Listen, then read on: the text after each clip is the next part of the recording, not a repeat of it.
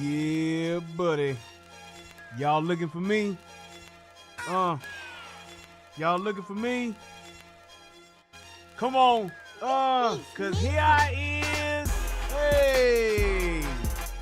What's good? I'm back. It's going down. We're about to have a good old time tonight. I'm about to start the show off right away with what I need to, because I got something special for y'all this evening. So without further ado, we're going to go ahead and we're going to get this out the way first. My favorite part of the show, but I got to play it right now so that I can get into what I want to get into, because I got to show y'all something that's funny. Federal law allows citizens to reproduce, distribute, or exhibit portions of copyrighted motion pictures, videotapes, or video discs under certain circumstances without authorization of the copyright holder. This is called fair use and is allowed for purposes of criticism, news reporting, teaching, and parody, which doesn't infringe of copyright under 17 U.S.C. 107. Okay, so we got that out the way. Shout out to my wife and her lovely voice. I love to hear you. But I found some shit that was so funny. Shout out to one of my online gamer crew from Famo. One of the gamers, Divine, put this on her page, and I saw this shit and I watched it 3 times and I laughed my motherfucking head off.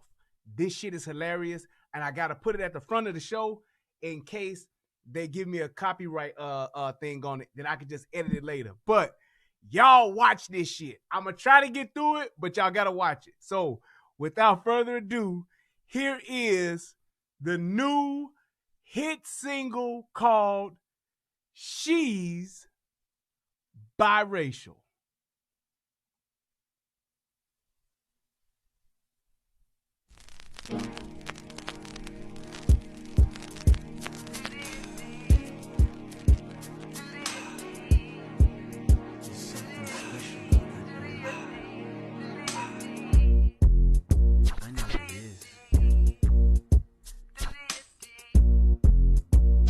She's biracial. She's a biracial girl. She's biracial. She's a biracial girl. She's a biracial girl. Made from a rainbow world. A pretty sight to see. Not like the average kind. More like exotic wine. Come have a drink with me. She thinks the world's gone mad. They say she has to choose one side. She knows the harm in choice. She won't go through it, ever do it, never prove it, let it go. She's biracial. She's a biracial girl. She's biracial. She's a biracial girl. She's a biracial girl. The one who has changed my world. She is the one for me. Never an average girl, more precious than diamond pearls. A lovely prize to see. Prize to see. She thinks the world's gone mad. They say she has to choose one side. She knows the harm in choice. She won't go through it, ever do it, never prove it, let it go. She's biracial. She's a biracial girl. She's biracial. She's a biracial girl.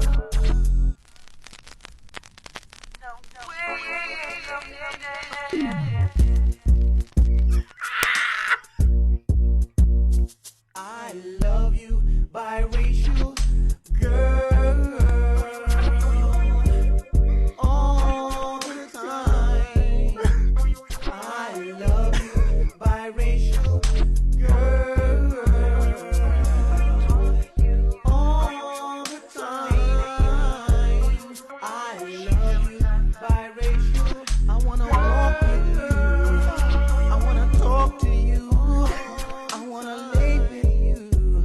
You're my, you're my, you're my. You're my girl.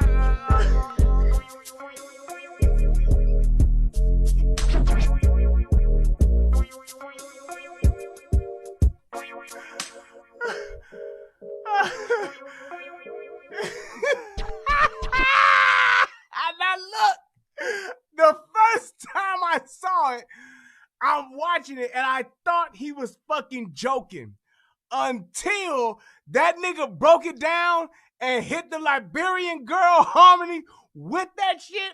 I said, oh, this nigga for real. I couldn't believe that shit. I had never seen no shit like that ever before. And I gotta play it one more time. I love you, biracial girl. This nigga is dancing and ain't moving nowhere. Watch when he dance doing his dance move. He ain't going nowhere. He just like all upper body. I know what it is. She's biracial. He all She's shows. a biracial girl. She's biracial. She's a biracial Girl, She's a biracial girl. Made from a rainbow world. that nigga mine. Pretty sight Not a mine. to see. Not like the average kind, more like exotic wine. Come have a drink with me. Come have a drink with me.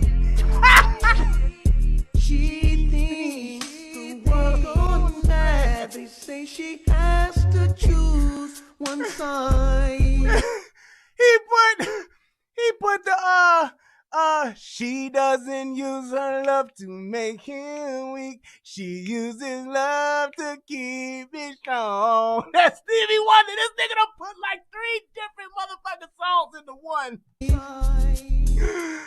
She knows the harm in choice. She won't go through it, ever do it, never prove it, let it go. She's biracial. She's a biracial girl. She's biracial. She's a biracial That girl. She's a biracial girl. One who has changed the world. She was the one for me. Oh man. Never an average girl. And look, hey, and no, I ain't trying to start no shit. But don't that chick look like a young Michi X? I'm just saying, I swear to God, man, this shit is killing me. Precious and diamond pearls, a lovely prize to see. Shout out to Michi X. Prize to see. Oh man. She thinks the world goes mad. They say she has to choose. That's the dark skinned girl and the black girl and the white girl. They making her choose. Do y'all see this shit? One side. Make her choose a side. Look at where he moving She though. knows the harm in choice. She won't go through it, ever do it, never prove it, let it go. She's biracial. She's a biracial girl. She's biracial. She's a biracial girl. We gonna break it down.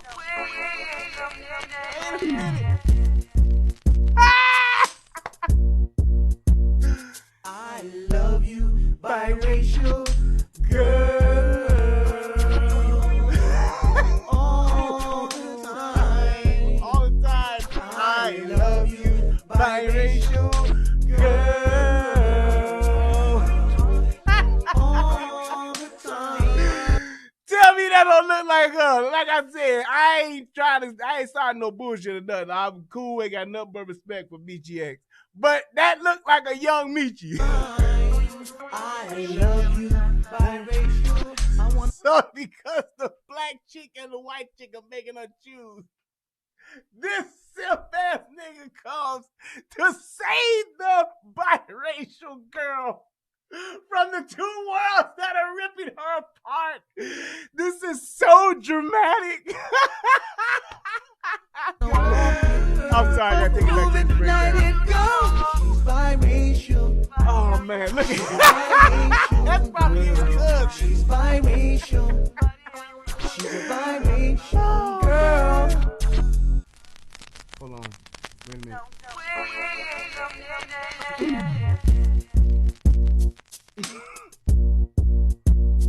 I love you, biracial girl.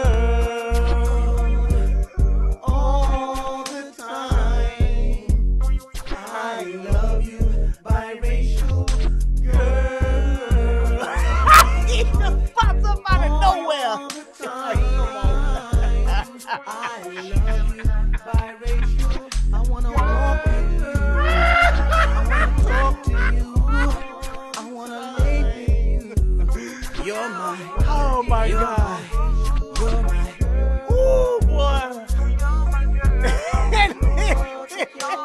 And that nigga Jordan. You're my. Look at that nigga shoes, they popping willies. That nigga shoes popping willies, nigga.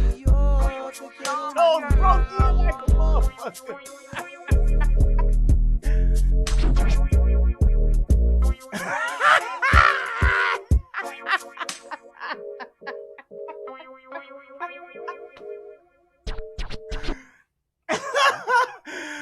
I love you, biracial girl.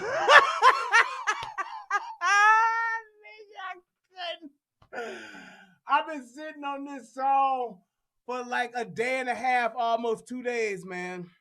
And I said on tonight, I'm putting it out here. So, y'all, I've been holding this shit in. So, man, dude, this my new shit. I'm telling you right fucking now, if they don't flag my shit, I'm starting my show with this shit here. I'm putting this nigga on. This nigga deserve it. Oh my God, I gotta find out who he is, who this artist is. I gotta find out. I need to know his name. Whoo, my God. So, this was live. Like I said, I don't know if they're gonna flag my shit. If they flag it, I'm gonna have to cut this out. And I'm gonna just do a separate show about this song so you can come and watch it. But this shit was fucking outstanding. Now, without further ado, let's go ahead and let's move into some real shit. 5, 4, 3, 2, 1.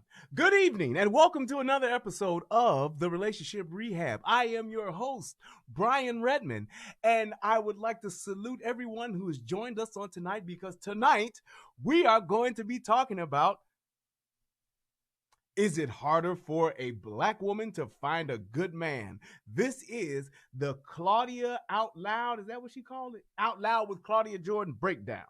So, what we have here is yet again another show where a bunch of should I say, I don't want to say old hoes. I don't want to say old hoes. I don't want to say that. So I'm going to say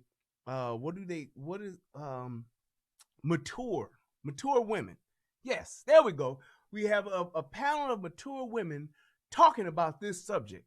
So let's see if they have some points, and I'm going to chime in to see if they don't, but this is my commentary and my critique of this show. So, without further ado, let's go ahead and let's dive right in and get this thing started. Yes. We're going to get to this. I had to change up some of the things that I wanted or that was important to me in a man. Oh, I'm not going to lie. Wrong one. It's 2 of them. So, I want to go with this first. There we go. No, I don't. It's the other way around. That's right. I'm right. Yeah. We're going to get to this. I had to change up some of the things that I wanted or that was important to me in a man. I'm not going to lie. So what this is this, it's actually 2 that I'm going to try to do and try to get in, because this first one is basically about, have your standards in men changed as you've gotten older? So I kind of thought that both of these kind of intersected a little bit together. So I said, let's go ahead and let's do it. And yes, the observer melanin in her face is shiny. Yes, it is. She's so shiny. Like a sunken ship on a pirate deck. Scrub the deck. and make it so shiny. She got that Tamatoa going. Yes. I was in my 20s and 30s. Like, there were certain things, like, right out the gate, if they said, I'm like, turn off. And they were superficial things. Exactly. I'm not gonna lie. You have to forget about having a type. Well, standards and types are two different things, but for me personally, I had a type. They had to be 6'1", muscles, high yellow 6'2", fellas. 220 muscles. Yeah. And run a 4'40". They began to give me headaches. They gave me so much hell that I said, you know what? I want an ugly dude. I don't care anymore. Give me an ugly one. The ugly dude Same. I tried ugly dude. I didn't have to go that far. God spared me. I got a nice one, and he's still easy on the eyes. But it's tough though, because if you like you try to call yourself being deep, you're like, oh, I'm gonna look below the skin, so you know, whatever. But you like what you like. You like what you like. Yeah. You do like what you like. Yourself. Yeah. So don't go doing something. And you know what? I don't really know Claudia Jordan. I haven't really seen much of her, but I sense this. The thing that I sense about Claudia Jordan, and I wish that more, not necessarily biracial, but more light-skinned women or well, biracial, yeah. Most light-skinned women would do this. There is a clear difference between the behaviors of light-skinned women and dark-skinned women. And the light-skinned women know it, but they don't say anything, not necessarily to just dark-skinned women, but to their friends that are dark-skinned. When it comes to attitude, how they carry themselves, how they behave, and all that kind of stuff, the meekness that a light-skinned woman will show. She will show humbleness. She will show class. She will show that. In general, she will show that.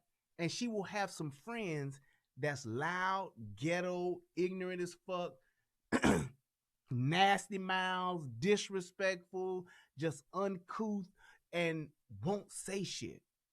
It's like, and here's the thing is with men, fellas will be out and you'll have your crew and your clique, and you always have those one or two niggas that don't know how to act. That's what we say in our crew.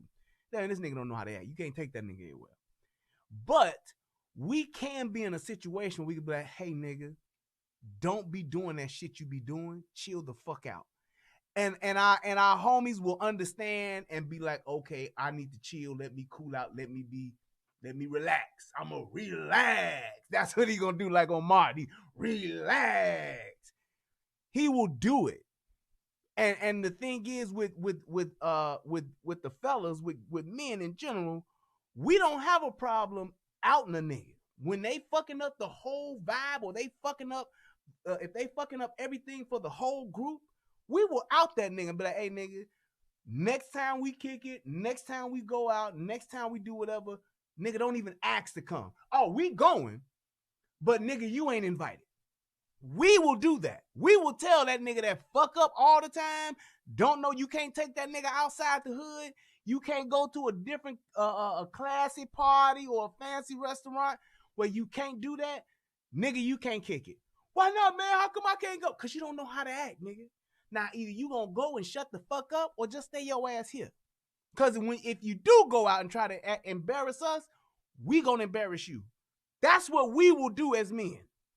We ain't trying to change you. We ain't trying to make you be something you're not. But we draw clear boundary lines and say, hey, man, there's certain shit you can do out in public and there's certain shit you can't. Women don't do that. And most of the time you'll see maybe one or two attractive black women, if they light skin, fair skin, whatever you want to call it, and then the rest of their friends will be ugly as fuck. Or you'll see a group where they all pretty much look the same. And they in their own little, I remember my cousin used to call his sister and his friends the high yellow clique. And it's like when you see something like that, they're either all pretty or you got that one or two that's pretty and the rest of them are ratchet as fuck. It's either one that's loud as fuck, it's either one that's ghetto as fuck, or it's one that's just vulgar and nasty and just oversexed. And you'll have those different dynamics, but they won't help each other is what I'm trying to get to. And it's like they'll see, and I see Claudia, she will hear some fuck shit that one of these women will say out of the shows that I've watched, and she won't say shit. And she'll have the look on her face like, damn, bitch, like, I ain't gonna say all that. She'll pull one of those, but she won't be like, wait a minute, that's not right. She won't do that. And I wish that she would, because they would listen to her.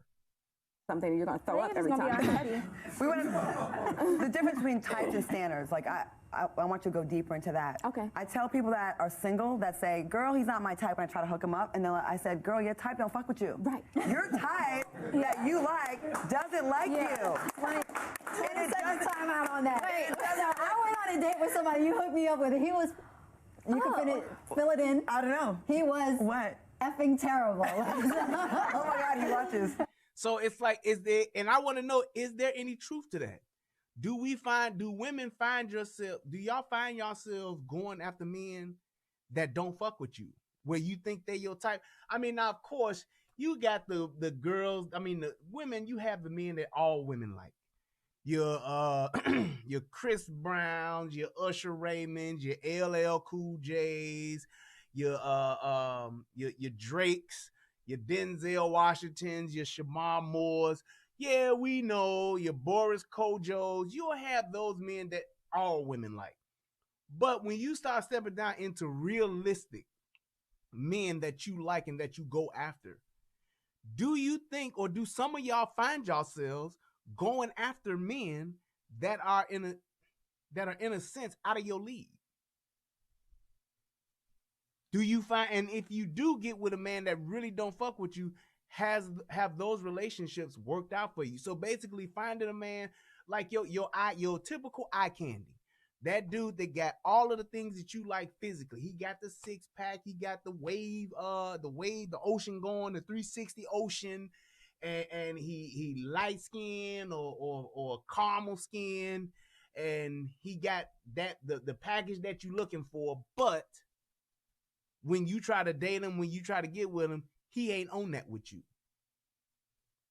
Do women find themselves in that? I think that sometimes women do, and I think that it gets to a point to where women will then begin to compromise themselves when it comes to morals, values, and those standards that she's talking about, that they will begin to compromise those, and then they find themselves literally lost in a relationship. And what I mean by lost in a relationship is that you have no true identity in the relationship, because you're trying to do everything you can to keep this dude. You're trying to do everything you can to maintain and to keep a hold on this guy. So I don't know if it's women in the audience that's seeing that. If you're watching this on the replay or whatever, just put that in the comments and let me know if I'm kind of like touching on some things, or if I'm kind of like hitting it a little bit. Just let me know. It was bad. Okay. We had a conversation. There was someone that was interested in my friend, so Okay. he hit me about it. He's like, "I want something like you and your man have," and I thought that was nice. I hate that. I hate that. I Yeah, hate they that. told me. I'm gonna let you have it because it's your show, but No, no, that's no, no. not how this No, story that's what he went. told me. He told me he wanted something Okay. like. So then, your type. It's somebody that doesn't just talk to me also. Don't just talk about yourself for 30 okay. minutes. Yeah. And just Oh. breathe. Like, hi. Like, oh, it's time to go. Yeah, Like, I had one that was really into himself. It's just too much. But yeah, types and standards. I don't have a type. You Not don't. no, I don't have a type. And see, that's bullshit. Everybody has a type. Everybody has a type. And I guess the biggest thing that I would say that I find that's so problematic for women finding a good man is that you all aren't honest enough with yourselves to be able to say what you want and know what you want that's realistic, and then actually stick to that and go for that. Y'all will stop off here, jump off over there, and get tied up here for whatever reason. For whatever reason that it is, whether it's for money, whether it's for sex, whether it's for status, whatever the case may be, whatever resources that dude may have, women will get off track and give that man time and energy when they don't have to, because they're not exactly where they want to be. So you have this dream of saying, this is my ideal type of guy. This is my ideal type. This is my ideal relationship that I would like to have. and you have that, but you don't set that in stone as it's something that you're gonna go by. It's not a blueprint for you to build off of, because you'll have these goals and all of these things, these attributes that you want in a man, and meet a nigga that's the complete opposite. And because of whatever resources he may have available to you at the time, you'll trade all that shit in. Fuck it. Hence the term, not Mr. Right, but Mr. Right Now. Well, this is who I'm going to fuck and spend my time with until my knight in shining armor comes along and sweeps me off my feet. How can he do that? And you entangled with another nigga. You don't have that concrete list that you put together. Like I said, first and foremost, it needs to be realistic. And once you have that, if you truly want to be successful at getting that ideal person for you, not what your friends think, not what the world thinks, but that's ideal for you, those things that are most important to you, then that's what you need to go after. Because when you waste your time doing all of the fuck shit, you ain't doing nothing but wasting your time and putting miles on your body that you can't roll back. Ain't no odometer rollback on your body.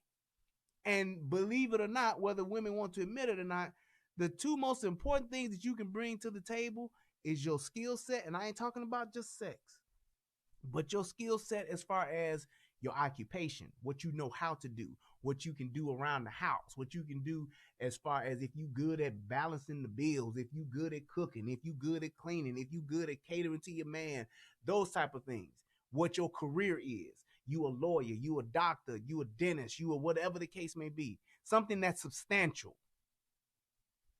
You have that working for you, your career, your skill set, and you have your body. Those are the three things that men are attracted to, that men go after. And the older that men get, the order changes. When you young, it's the body. Then it's your skill set. And then it's your career. And as you get older, those things turn around the other way. And when I mean older, I'm talking about when you get over 25. 20, 28, when you right about to hit that 30 mark, that's where it changes to where men that are in your same age group or older, they begin to value those things when they want to settle down. Now, once a man get to be 45, 50, he probably ain't going to get married. He just going to say, I'm just going to keep fucking different women or fucking one or two women, and that's going to be my thing. But I'm talking about that man that's in that eligible spot to be married and wants to settle down, that's like around in his late 20s to his late 30s. Those are the three things that's most important.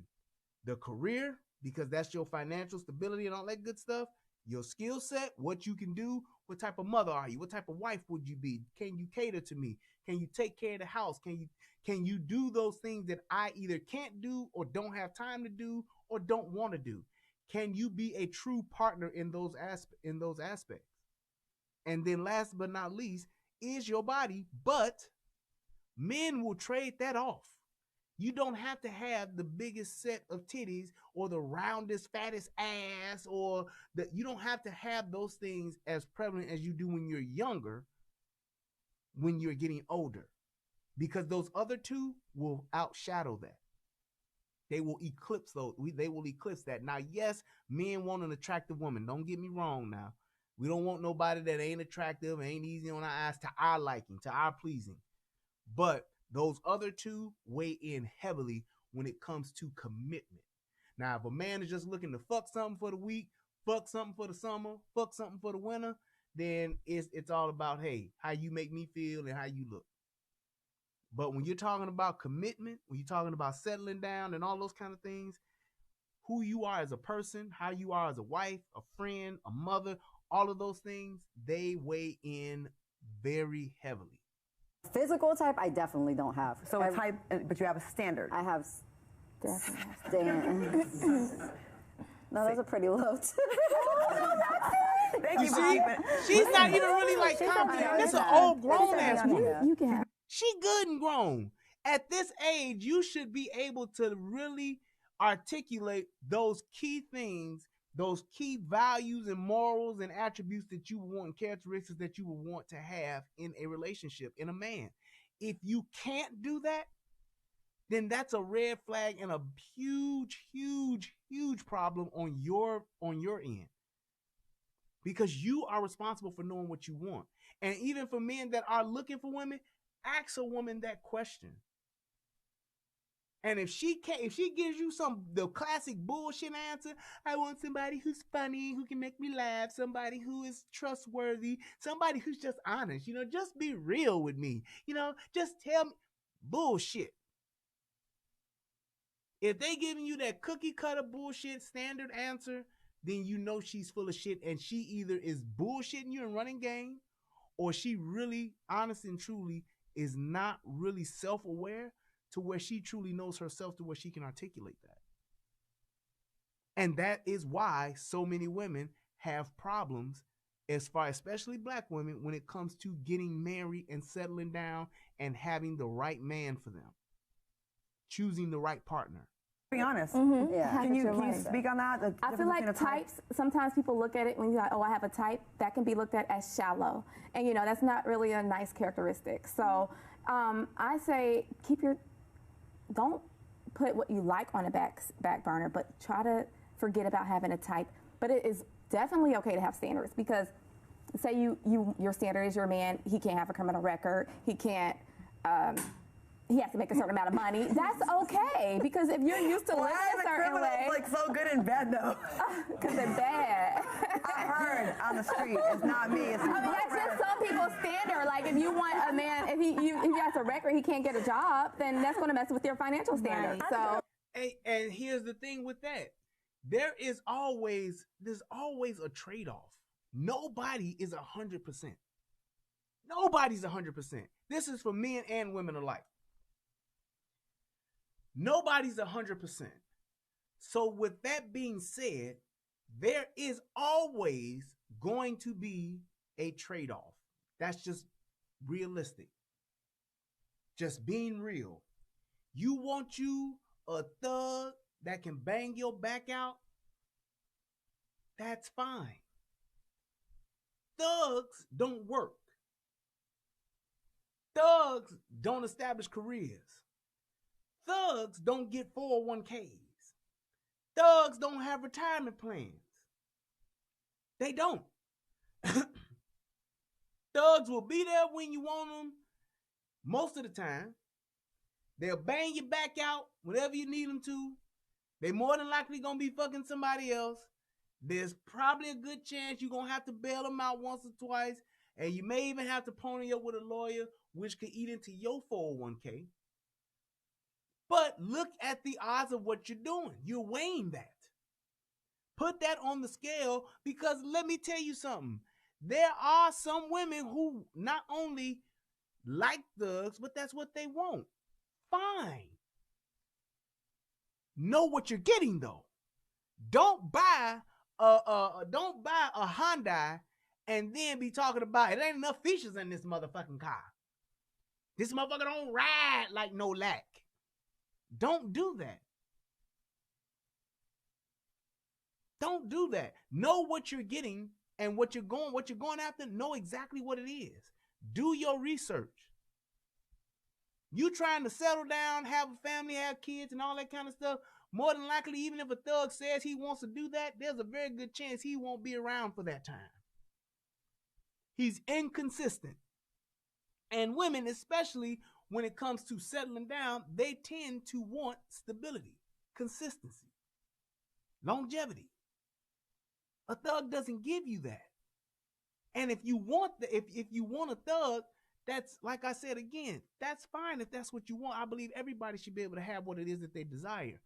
But understand what comes with that. Understand what comes along with that. So don't get a thug and then expect him to be fucking Cliff Huxtable. I didn't say Bill Cosby. I said Cliff Huxtable. But I'm just saying, you don't pick that kind of dude.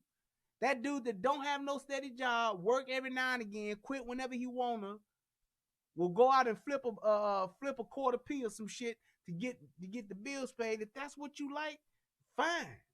But don't be mad when that nigga is locked up and he needs you to come bail him out. Don't be trying to cuss him out when he fuck your cousin or when he fuck your sister or your best friend.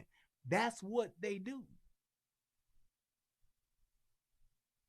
That's just how it is. So it's like you have to understand what it is that you are interested in, and you have to know what you like, but know what comes with that. That's just like you getting that's just like even for men. Men, you want to go after you want a very attractive woman, you want the finest girl in the room, fine. Know what comes along with that. It's gonna be a lot of thirsty ass niggas trying to serve your woman dick consistently. When she go out to the grocery store, when she go out to the nail salon, when she go to Sammy's, the hair place, when she go to the Applebee's, when she go pick up your food, when she go to the gas station, when she go to the garbage can, when she go to the mailbox, it's always somebody gonna be trying to hit on your girl. That comes with it. That comes along with it. So just understand what it is that you're going after. You get that girl that has the humongous ass and she wearing tight pants all the time. When you meet her, when y'all go out and y'all at the Chicago Taste and niggas is saying, damn, she got a fat ass. Look at that bitch got a pamp on, Joe. Hey, girl, yo, that big ass donkey. That's what come with that. That's what comes with it. It is what it is. Criminal paperwork as long as it's not like a killing. You know what I mean? You ain't popping nobody. A felony on misdemeanor. I want people to hear what you just said. What did you just say? I can't okay, I always say I don't want to date a gang member because they're all in my families. I don't want a man that done killed somebody. I could deal with you being on paperwork as being like a felon or something like that, you know what I mean? But I do not want you coming home telling me how you just popped the nigga who owed you this. So you want like a cute felon, like a felon, because I don't even like pretty boys. But not I mean cute. I mean like something that's like not a serious. Yeah. So you could just talk about it, like time to pay bills type. You could talk about it. I just like criminal life. I want to. Rondo G said, Brian, I disagree because African American women don't like to submit to real men of integrity. African American women are not tender and endearing. I'm not saying that they are. That's not my point that I'm making. That wasn't what I was implying that they are. I think that there is a problem with women, especially black women, and they're submitting to their man in general because of them not growing up in houses with men, them not having strong relationships with their fathers, them not being used to male energy, and the only time that a man is around them, especially when they're in a single parent household, he's there to get something from their mama, or he's there to fuck their mama, and that's pretty much it. So it's like there's a whole nother dynamic with that part of it when it comes to just being able to submit, being able to follow a man's lead, being able to let a man be a man. The whole idea of just how black women don't have an appreciation and a desire for men, for black men, for any man. The only time a black woman will change their tune for a man is if he white or if he's a fucking star. They become the most docile, compliant motherfuckers on the face of the earth. That's just what it is. They learn to submit to power. They don't know how to submit to a man and appreciate a man, support their man, and be with their man and honor their men. They don't know how to do that because they're not raised in that type of environment. The majority of black women, especially the ones that grew up in single parent homes, they are taught to be strong. They are taught to be manipulators. They are taught to be, not manipulators, finessers. That's what they say now. That's the word they use now. They finesse niggas. They want to get what they can. They're like, literally, they are like parasites. I want to get from you everything I possibly can. Yeah, I'll give you some pussy and I'll suck some dick, but I'm going to get you for what I can, and I'm going to get this one for what I can, for what I can get. I'm going to get this one for what I can get. And if I see that you have any type of potential to get me more, I will have a baby with you. I will have that. I will create that tie where I will be able to lord over you for the next 25 years. That's what that dynamic looks like. Well, not that I want it, because I have exactly what I want, and he kind of, he fit the description. I wanted a street man who wasn't a street nigga. Like, there's a difference to that. You want to have a backbone. You want to feel safe when you're with them, but you don't want them catching cases. And see, the thing that I believe that our black women get mixed up with is they take, because when you look at hood niggas, when you look at niggas on the street, when you look at gangbangers, gangsters, whatever you want to call them, those dudes are more aggressive. They don't take shit. And that is what attracts them. So they exude their power on a street level in their communities. If they were to look at it a different way and say, well, man, a man that does that or has that type of mentality and is doing that amongst normal society standards, that's the same type of strength you're looking for. The same type of strength that you're looking for. What they're trying to say, I want to go somewhere and I want to feel safe with my man. I want to feel like he would protect me. I get that. I want a man that don't take no shit from nobody, that'll stand up for me. If somebody say something, or stand up for us. If we in line at the movie and a motherfucker cut in front of him, that nigga gonna step up and say, what the fuck, man? But then they realize that I want that, but I don't want it to where it's so hood and so ghetto that I can't take this motherfucker nowhere because he's gonna embarrass me. And that's the same thing with women. The loud mouth, I don't get no fuck. Y'all got me fucked up out here. Y'all motherfuckers don't know. Fuck you mean. Fuck you talking about. The fuck. That shit don't fly nowhere else but in the hood. I don't want nobody running up to us with a gun to us. I just... But that's what comes with that, though. That's why I can't do no gang members. But you like a little bit of an edge. And I never, just a little bit. So if a guy came up to you, right, that was like kind of like you perceive him as square, but he's a good guy, you're not gonna be interested, right? Would you go outside your type? Because guess what? If whoever's single, if you're dating a type, your guy is outside of that box. That makes you comfortable. Well, the relationship that I am now in is actually half and half.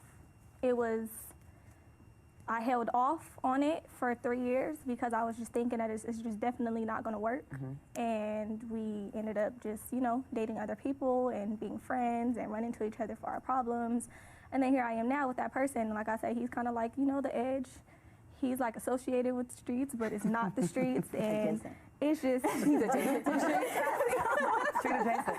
He got the respect from it, but he's not in it. And I just love that. Like, I have my type, which is non-smoker, non-drinking, about his family, and still, like, if I get out of pocket, he put me in my place because it's just so if the status ain't hood, you ain't checking for him. And that's one thing that I get so confused about that. Why is it that women want, I don't know what they call being out of pocket. It's like when they say getting out of pocket or put me in my place, it's like, what does that mean? Do you want a motherfucker that's going to tell you to shut the fuck up? Or do you want a motherfucker that's just it's like you want a motherfucker to understand you, know how to talk to you, communicate with me. But then you turn around and talk about, I want him to be able to put me in place and I get out of pocket. Why in the fuck would you want to get out of pocket to be put back into pocket? And that to me, and I don't know, correct me if I'm wrong, ladies, I take that as just the dysfunction of being in relationships and not knowing how to communicate and interact with your man. And you wind up doing fuck shit or saying fuck shit to where you're at odds, and now you have to try to repair or make up or rebuild that part of the relationship to where y'all can function again, or that's what you would call him putting you back in pocket. Because The same woman that'll say I want him to put me in pocket when I get out of pocket will be the same woman that'll say I'm independent. Don't nobody control me. Don't nobody tell me what to do. I can do it by myself. I'm all independent. I'm bad by myself. But you want to be put in pocket. It makes no sense. It's so contradictory. It's like, what does that mean? Because, right, Natalie, out of pocket, that's pimp shit. That's pimp and hoe shit. That's a hoe who steps out of bounds, who does something wrong. They call that out of pocket. And when they get put back in pocket, it's usually with a slap. Speaking of checking for us, we have someone that wants to talk to us. We have Nika with a call for us. Nika, what's your question? No? Nika? We can't. All right, I think we lost the call. Right, he said you got to suplex her for her to love you. All right, okay.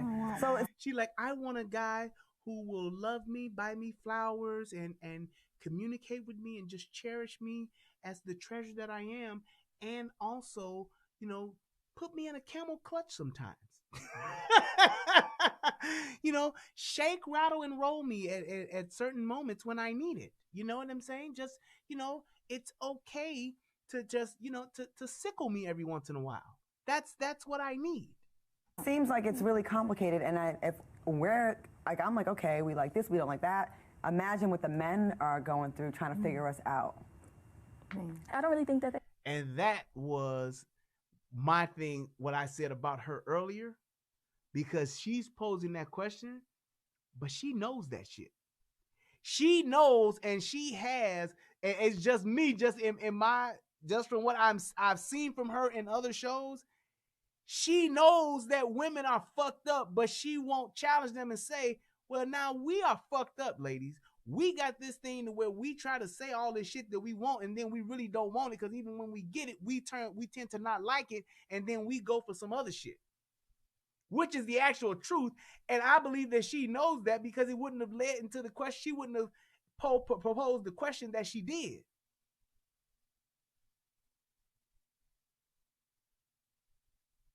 Let's go back to that real quick. Do we have her back? All right, we don't have her. Okay. So it seems like it's really complicated, and I'm like, okay, we like this, we don't like that. Imagine what the men are going through trying to figure us out. I don't really think that they think about stuff like that, though. Then again, it's just like you really have to be, I don't know. Every guy is just real picky about who they date, because they want the women to just be all about them or nothing, and that they want to have their cake and eat it too. So it's kind of like men aren't so worried about like how we feel, and I'm speaking outside of my other experiences. They really just don't care. It's literally like what they want, or that's just it. Like seriously, like I've had relationships. Here's the problem. And when I heard this part, I instantly knew the answer to this. It is not that men don't care. It's that women do not know how to be direct with what it is that they're trying to say, and they do not hold men to those expectations that they really should be setting. They don't set expectations, and they can't speak directly. So if you can't tell me what you want, and if you can't give me your expectations, then what is it that I do need to try to understand about you? It's like going to work at a job and you don't know what the fuck your job is. Hey man, you work at Walmart. Show up on Monday and be ready to work. I get to Walmart and all this shit is going on in the store, and I don't know what my position is. Am I a cashier? Am I a cart boy? Am I a stocker? Am I a loss prevention? Am I a greeter?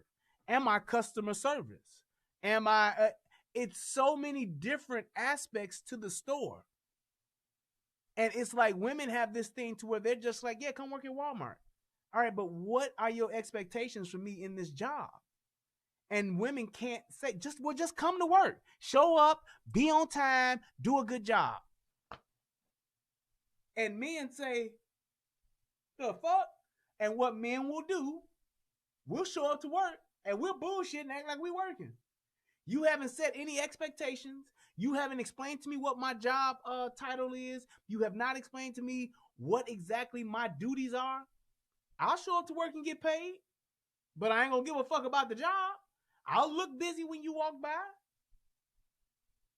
but I'm not gonna be engaged in the job because I don't know what it consists of. I don't know what it is you actually expect or want from me, and you really don't know. That's why you can't articulate it. And because you can't articulate it, I can't hear it. I can't understand it. I don't know what it is. So what am I to do? What am I to do? I just sit there and I say, okay, I'll fake it till I make it. I'll try to figure it out, but I ain't making no promises. I can't deliver on no promises because I don't know what it is that I'm supposed to be doing. That's exactly how this shit goes. And because they don't know, they aren't able to tell us.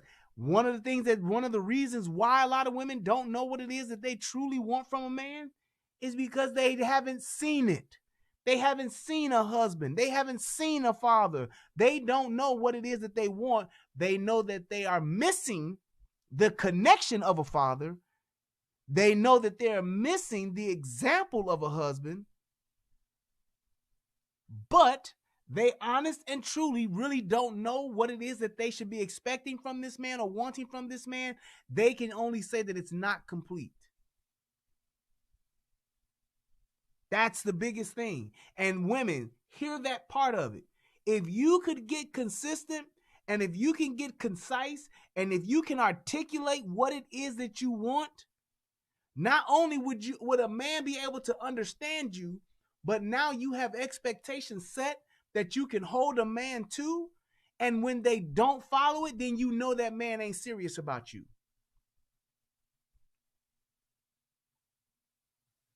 You know that man ain't serious about you. When you tell a man, I expect a man to come home every night, spend at least an hour with me once you get off work or when he come home, and I don't want my man to be out all night, and I would like for my man to just talk to me for an hour. I want to have sex at least 3 times a week.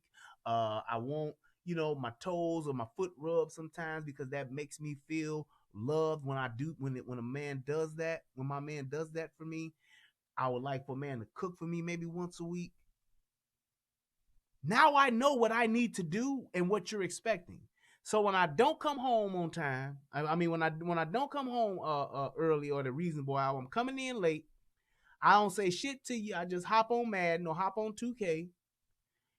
We ain't talking. You can't get my attention at all. And we fucking maybe once a week.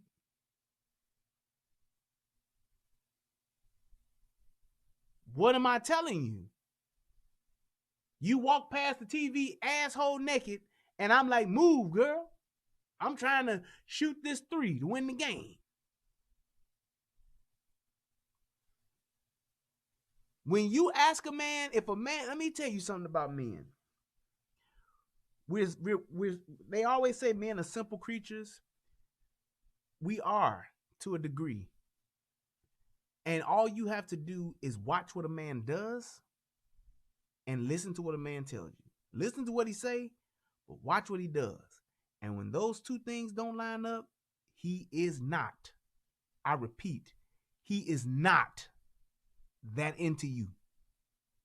He's with you for your body. He's with you for convenience, or he's with you for something that he's getting from you. Just saying. If what he's saying and what he doing ain't lining up, he telling you he love you, but he don't show you. He telling you he want to be with you, but he ain't never with you. He telling you he won't marry you, but he ain't showing you no kind of commitment, nothing. He's only telling you what he thinks you want to hear. And that's the same thing with women. Women will manipulate the shit out of you and tell you some fuck shit just because they want to stroke your ego to keep you around while they holding on to this vine, you the vine they holding on to, but they steady reaching for another one or a better option, thinking it's going to get them higher or further along in life.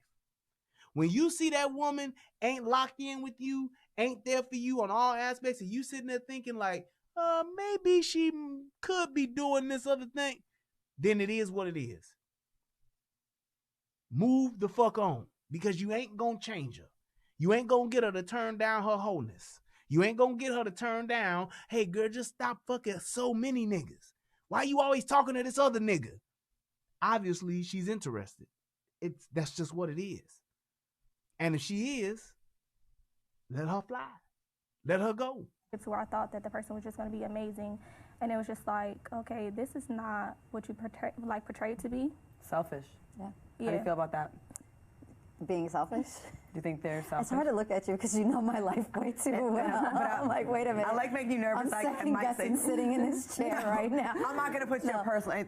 No, I was just thinking about, well, what you said, it goes in saying that it depends on the type of man that you're dating. I think that when you're in a relationship with somebody, they do take your feelings into consideration, but you do get those warning signals right away, and it's up to you to follow. Because it's like, we will see the warning signal, and we're like, okay, we'll work with it, whereas men, like you were saying, they see it and they're like, nah, I'm not going to deal with it. Right. It takes us, we were just talking about that, it takes us more to just say no to something and walk away. We rather fixers. Yeah, we just accept and so accept much. it and just sit there. So are we more desperate than the men? And that's bullshit. Here's why I call bullshit on that. Because women will only take shit from a nigga, accept bullshit or fuck shit from a nigga, when they're getting something from him. Fuck all that. We just try to understand and try to ride with y'all. We try to support y'all through it all. And y'all just keep doing that. No. If a woman taking shit off of a man, he's doing something for her, whether he's providing a roof over her head, he's providing financial stability, or he's providing great dick. Those are the three things that'll make a woman stay and put up with a nigga's bullshit. Any man that's fucking over a woman, treating her like shit, doing her ass in, he got one of those three things, or two or three of those three things. He's either providing for her a lifestyle she cannot provide for herself. He dicking her down, and she dick whipped, and that's why she's staying with him. Or he has some other resource, whether it's popularity, whether it's clout, whatever you want to call it, whether it's power, whatever it is that he has that she is attracted to, that she's staying with. I have yet to see a woman take shit off of a ain't shit nigga that ain't got shit just because. I have not seen it. That broke ass nigga that's at her house, that ain't got no job and ain't doing shit but playing motherfucking 2K and Call of Duty all day, getting high, driving her car, dropping her off at work, going to fuck her friends, and then picking her up from work. She with that nigga because that nigga's providing dick. And she is just not in a position to where she want to try a new dick, or she ain't in a position where she want to start a new relationship. She lazy. That nigga that got that bread that's caked up, that can buy her them red bottoms, buy her them Gucci purses, buy her the Prada, buy her the Chanel, all that shit, that's why she's staying. Because she can't get that shit for herself, and she don't want to try to deal with a new nigga to try to get him to get on the same page so he can get that shit for her. Women know how to motherfucking move the fuck on when they want to. A woman will leave a nigga a woman will leave a nigga at his worst time of his life just because she see a better opportunity. I have seen it and witnessed it myself. Let another nigga come along that got more than that nigga, so a substantial amount more than that nigga that she with got. She'll come up with some bullshit ass excuse. We just wasn't growing. You know, he wasn't ambitious enough. Well, the nigga just lost both his parents in a motherfucking plane crash. Yeah, but that was like 6 months ago. This nigga still ain't got no job. Meanwhile, the new dude at your job, the new supervisor that's there, who all the girls like, you liking him too, you thinking, I could probably do that. I wouldn't mind doing that. On the real. It happens all the time. So I'm not buying that bullshit. Because of less options? I don't think that's there is right. less You options. think that's right? There's never been a shortage I of don't dick think. now. Yeah. I don't think that's different. Oh, that's not shit. I mean, you can get that from anywhere. You heard what she said? There's never been a shortage of dick. That's what women, especially black women, they equate men availability, prospects of men to two things: dick and money. Dick and money. Not if he a good father, not if he comes from a good family, not if he has a stable and a good career, not if he's very smart, not if he's an engineer, not if he can, he's a computer. None of that matters. Dick and money.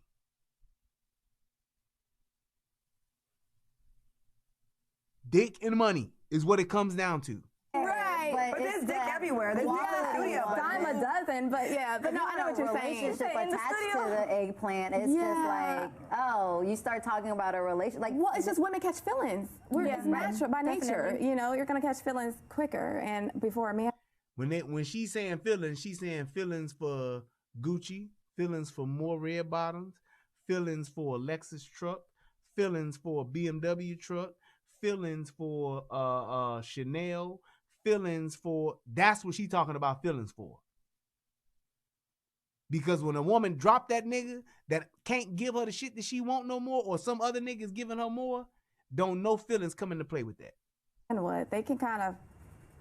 I don't understand how they could do it and just not care about it the next day. Yeah. It's just like, so especially if casual. you've And they're worked so up to good at getting just it. speaking to you how they As want I look to the to men hear. in this audience right now, how do you do that? Like, I don't get it. Hopefully some of the men in the audience will want to talk to us or ask any questions. Are there any men that want to answer these questions? Like, is anyone here casual with their sex? I think it's full of shit They're that not you gonna guys admit it. say. They're not gonna admit it. Like, sex is just sex and making love is making love, but you could just have sex with somebody and it's just, that's all it is, because you form a type of relationship regardless of if it's already an intimate relationship. You have that person's number, so that means anytime you're in that person's city or in that town or down the block or whatever it is, you're communicating with that person. That's a form of a relationship. Yeah.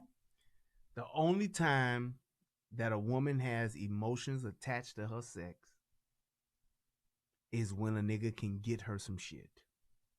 I'm sorry. I hate to just burst this bubble, but I have to call bullshit one more time.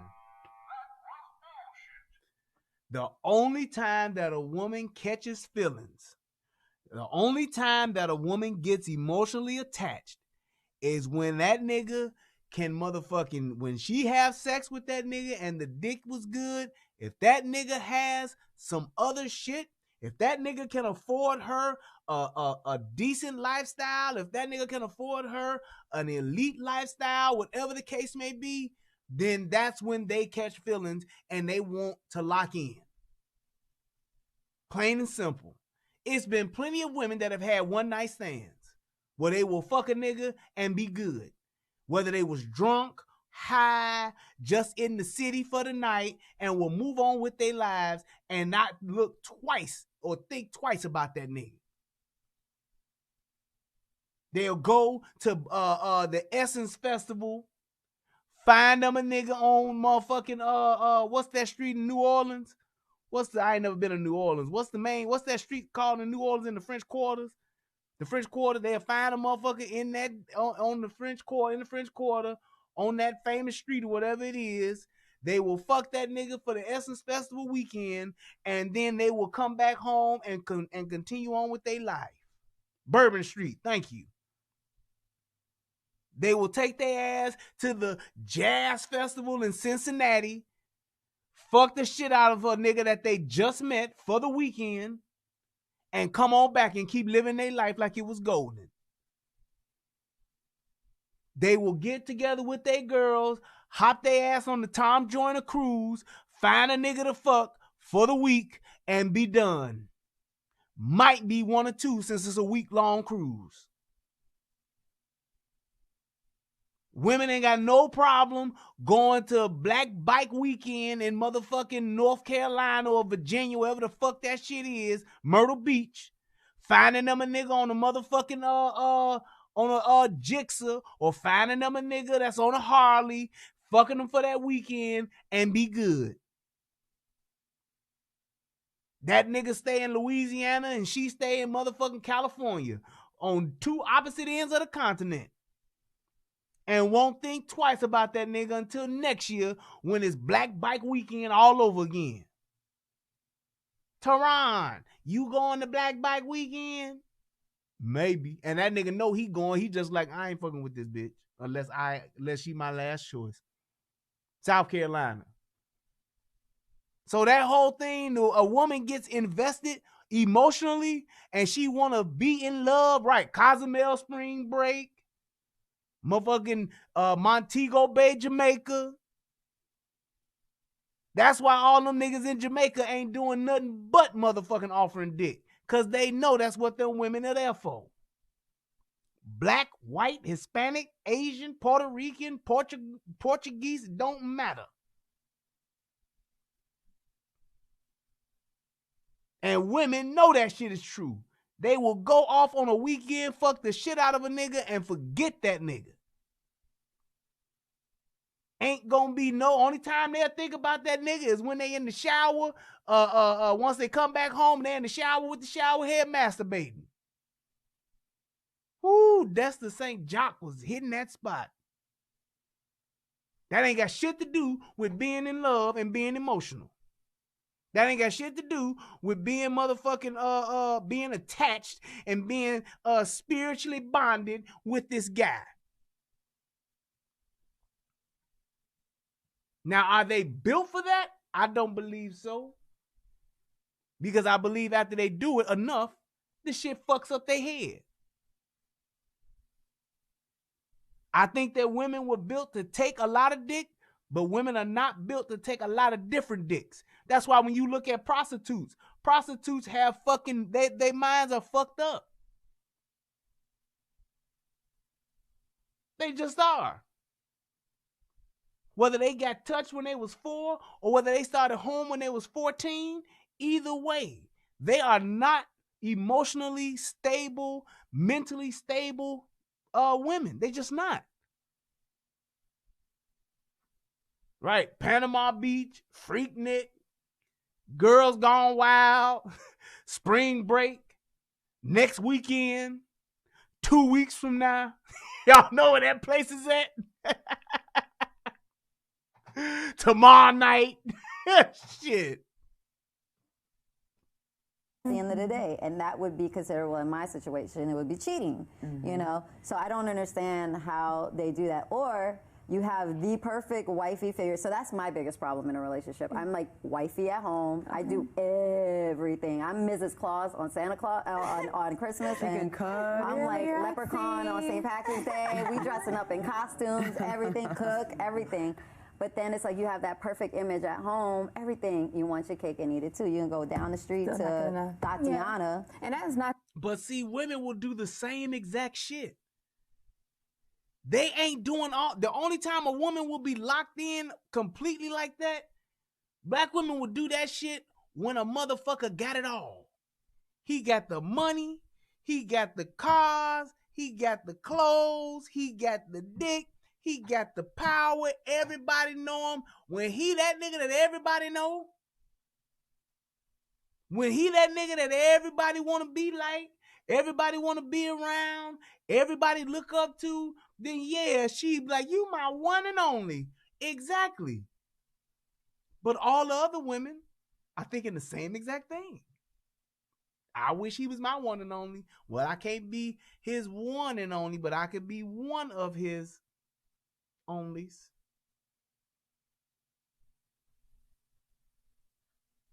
That's exactly how that shit goes.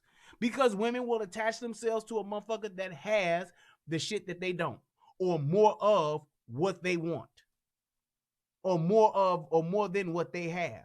That's just how it goes.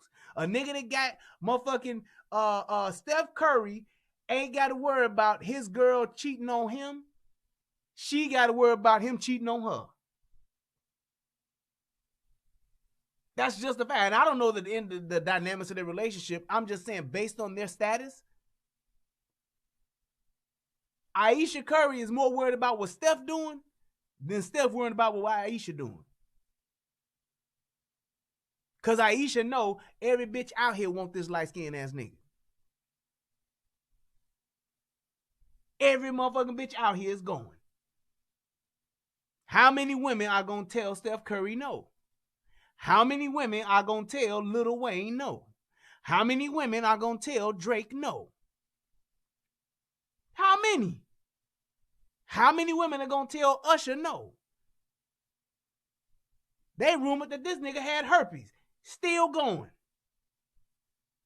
Because he's Usher.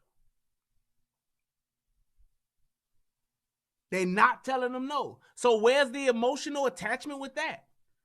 How you fall in love at the after show, after party? How you trying to lock in after you done waited backstage and got fucked on the tour bus and got dropped off before you even got to the hotel? How you in love now and you want to lock in? It's bullshit. That's his fault. It's nothing to do with you. The right man will appreciate it. It's just, unfortunately, he's not the right one. If they can't see that, I think that men are wired differently, and I'm really beginning to believe that men are naturally polygamous. Men are naturally wired to sow their seed and to build, to have more babies. You know what I'm saying? It's a natural, primal type of instinct, and I feel like men are wired in such a way to be able to have more than one woman and manage that. You know what I'm saying? And women are not?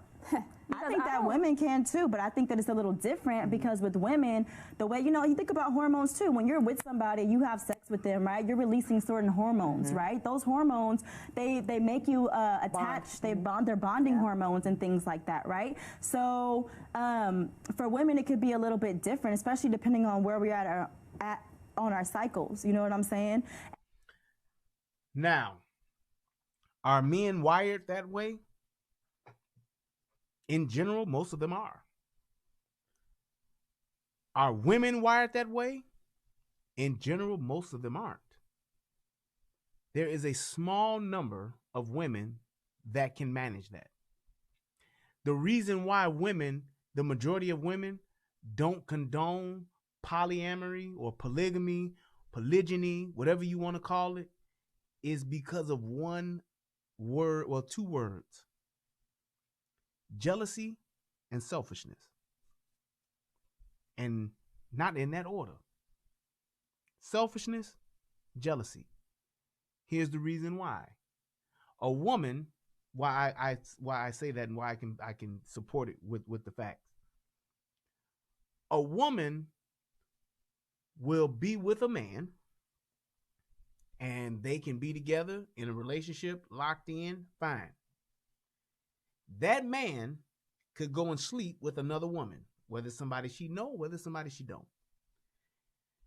She finds out, based on what that man has to offer her and to the degree in which he can offer it, she won't leave. Depending on how much she has invested with that man, she won't leave. I've heard women say, I'm not leaving for the simple fact that I don't want that bitch to have him. Tell me, have you not heard that? Women, be honest, have you not heard that? And if you're watching, please click the like button. We got 128 likes and 156 watching. Please click that like button. How many times have you heard that?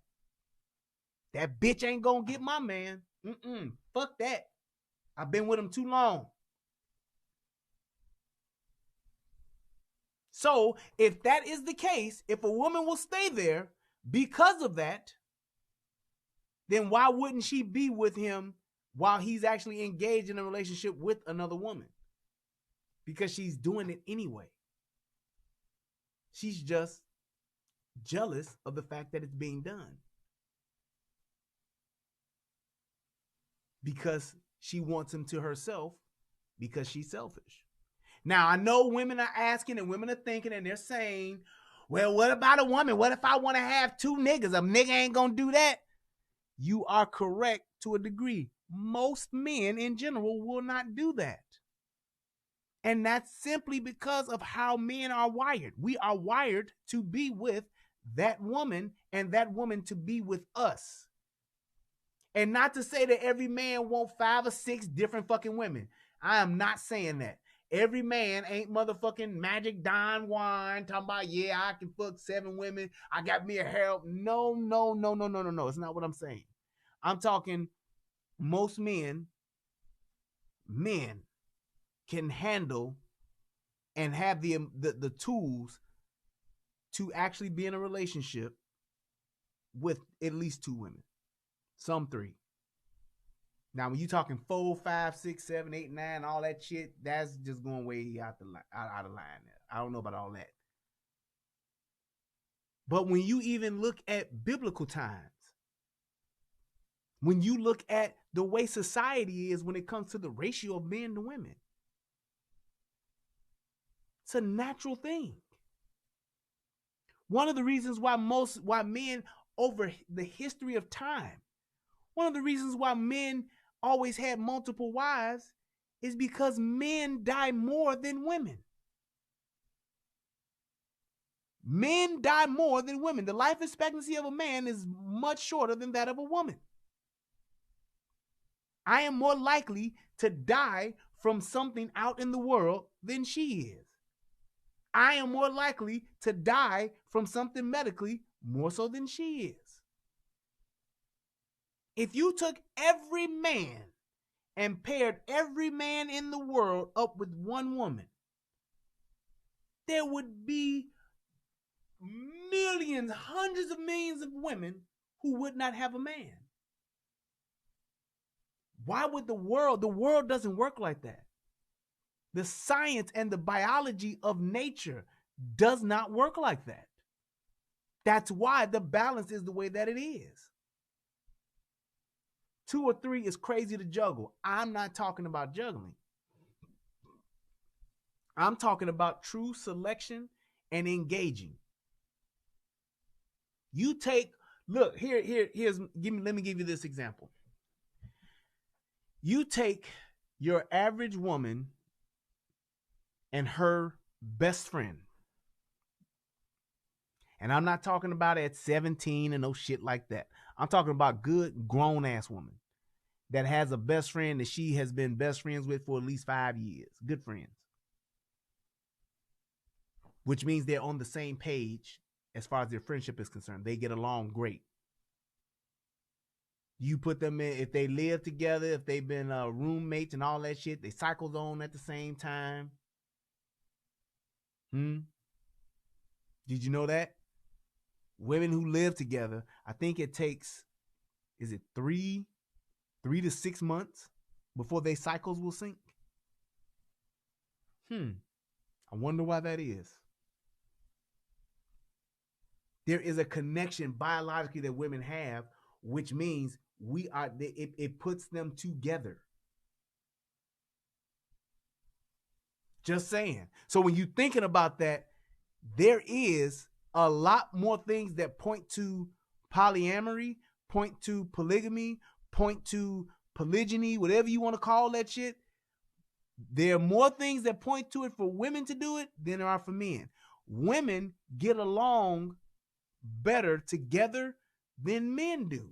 Men compete more on a when it comes to relationships. We compete more. You put 2 dudes in the house, they competing over who got the baddest chick, who bringing over the most bitches, who fucking the most women. That's what they competing over. 2 women living together are usually 2 women that are there supporting each other. I'm seeing you through it, girl. We gonna work this out, girl. We gonna get through life together, girl. We sisters in this thing. Men, we like, man, I'm here to stack my paper, get my shit together. And then once I'm able to get my shit together, I'm gonna go get me a woman. Women have the desire to be with a man, but they are more inclined to instantly team up than they are to just be like, yeah, I'm gonna go out here, you go your way, I go my way, take care of your business, I take care of my business. They're not like that.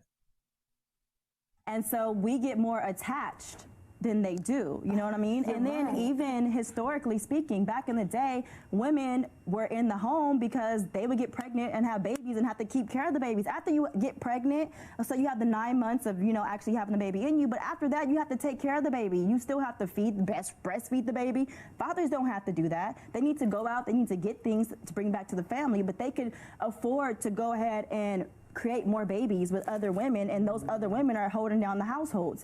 You know what I'm saying? Like, we that's ain't in just those times right now. my that's true, but there's Uber Eats. There's Uber. We got Get your ass the same. Our primal instincts and genetics are still the same, and it plays a factor into that. I'm not saying that women can't be with more than one man. I'm not saying that. I'm saying that everybody is different. However, I feel like men are really naturally designed to do that. Yeah, when I was single, I dated multiple men. I did, but I did not have sex but with one. See? You know, but I had a lot of dates in between. But when the moment I tried to have that, I can have fun without getting attached, I got my feelings hurt. Right, that don't work for me. Really? Yes. Yeah. I caught feelings after like the 7th booty call. It's just I got a booty calls. You did good. You did good. What would make you catch feelings after the 7th booty call? I'm serial monogamous as well, and I'm always trying to make everybody the one. Like when I get with someone, I'm like, this is it. Well, we could probably get married. I'll start thinking about the wedding and all that kind of nonsense we've been doing since we were like little girls. Yeah. And I once in my life dated 2 guys at the same time. And I got a little taste into how they feel and how it's so hard to really get attached to either one of them if you're splitting your attention. Yeah. Right? And so it's not, you're playing an unfair playing field, really. If they're doing the balancing thing, it's hard for them to get attached to you. Like, say I'm a dude and I got all y'all. You cool for this, you cool for that, you cool for this. I'm like, all together y'all make a bomb woman, but like I'm just getting little pieces of y'all, right? Options. So, you know. You like that? Here's where the bullshit is in that. When most women are young, and we're talking about the group that's the least married, when they're young, they are carefree, and they're what they call it, fancy free and careless. They don't concern themselves with dating the one. They don't concern themselves with getting married. They don't concern themselves with, is he going to be the one I'm going to spend the rest of my life with? They don't start thinking about that. Black women don't until they hit their 30s. They want to get fucked on. They want to fuck around. They want to do what they can do and get what they can get until they get older. Once they start getting old, footloose and fancy free. Thank you, Dwight. Once they get older, the reality of their biological clock is ticking. The reality of their body begins to betray them. They start to see that, damn, I'm getting old. My body's growing hair in places that it never did. Shit is starting to turn gray. This motherfucker ain't premium USDA grade A motherfucking prime beef no more. That's what it is. And most of the time they're in their late 30s to early 40s before they start to realize, maybe I need to settle down because they don't want to be alone.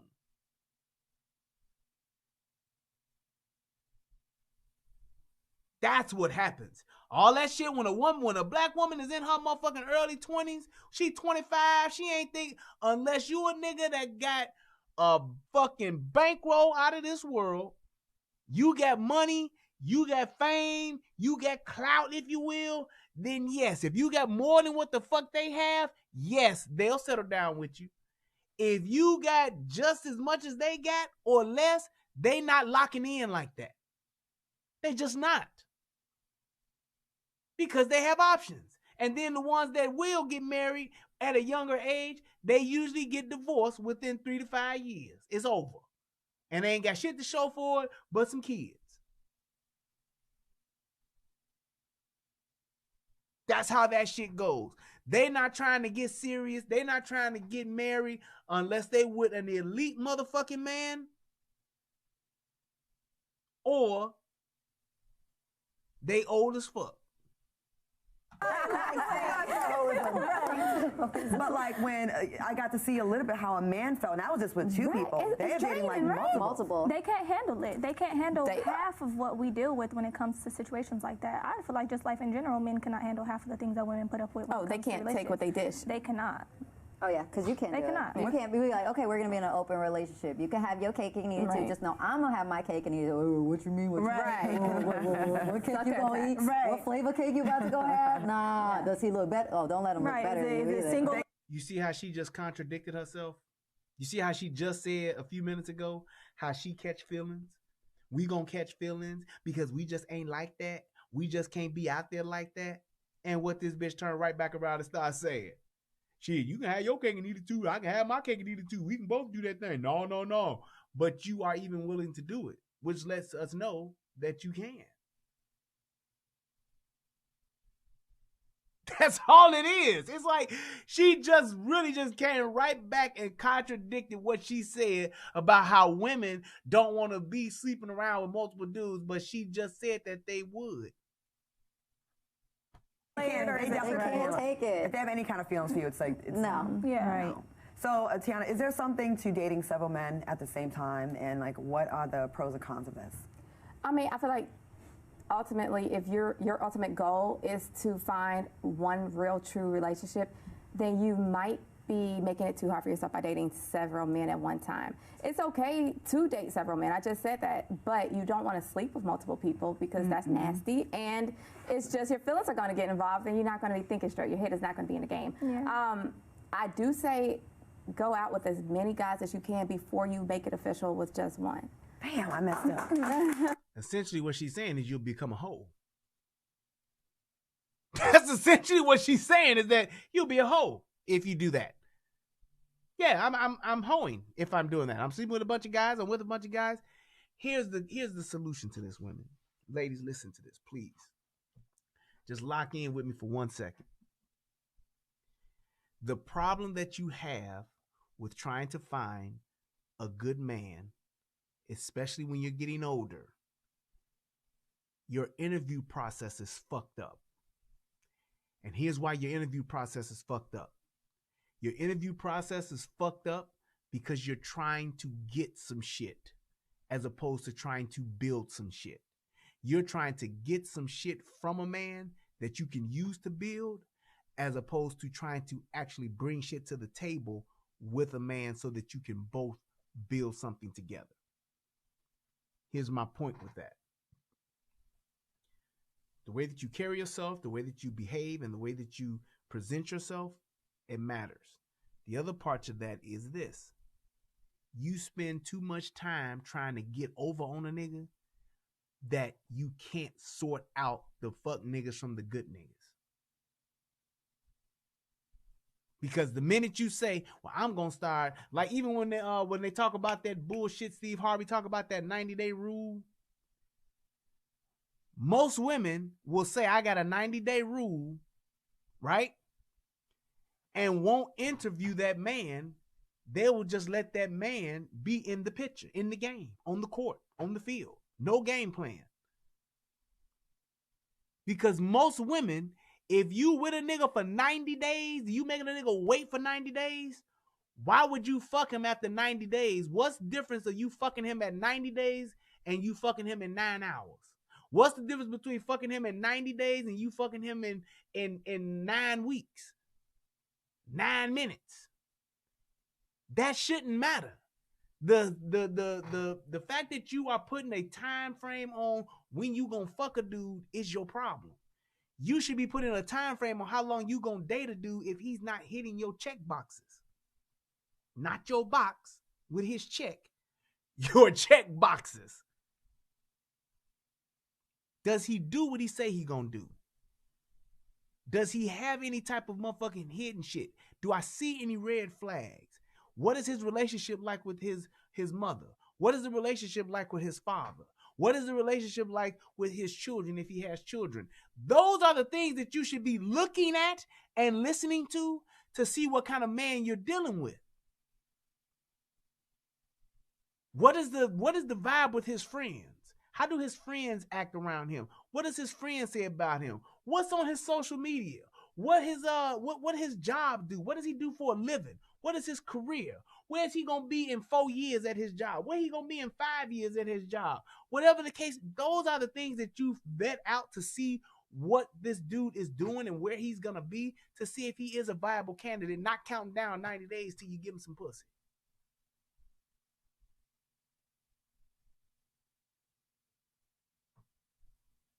Because while you waiting 90 days, he's steady fucking other bitches. And yes, he's gonna wait for his 90 days to be up. And yes, he's still gonna fuck.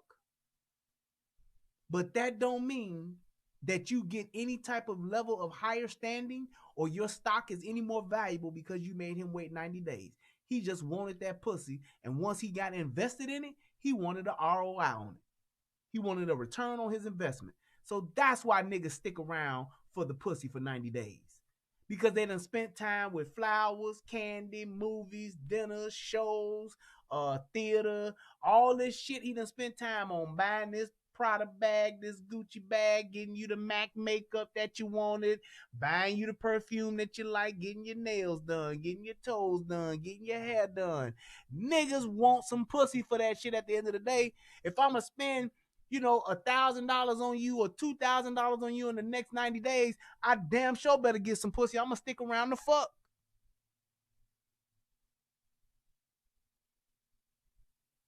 Just plain and simple. And most women, while they're doing that, while they're putting that nigga through 90 days, the supposedly viable candidate, all the while they still fucking that ain't shit nigga that cheated on her ass in the first place. She's still fucking him because she know him and his dick good, so she's still fucking him along the way.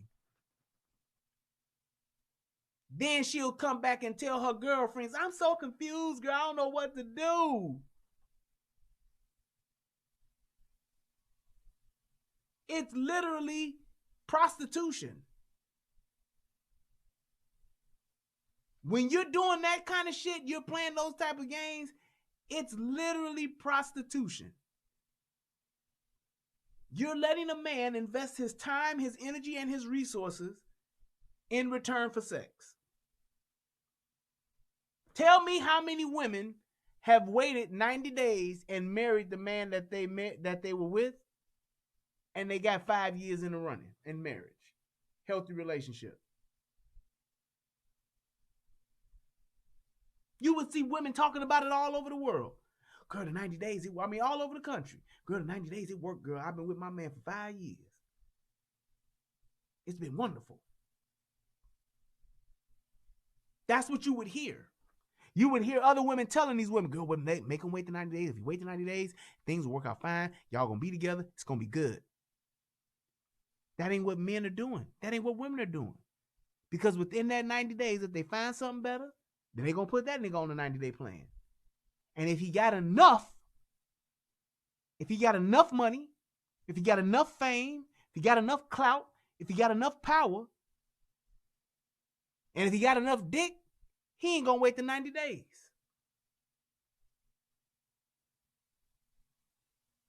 He ain't gonna wait the 90 days.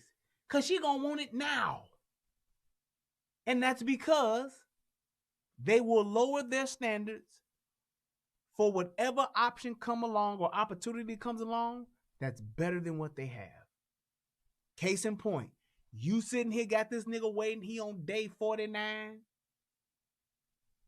You go to the Tank concert and Tank like you fucking.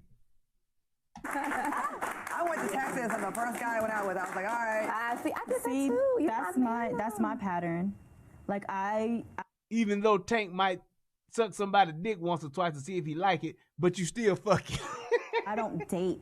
I meet somebody and then we end up being together. After talking for a little bit, we end up being together, and I'm in long-term relationships. You know what I'm saying? So you don't know if there's anything like you don't know about anything else because you just like go for that one. Like, right. really I'm not even comparing. looking. I'm really never even really looking. They find me.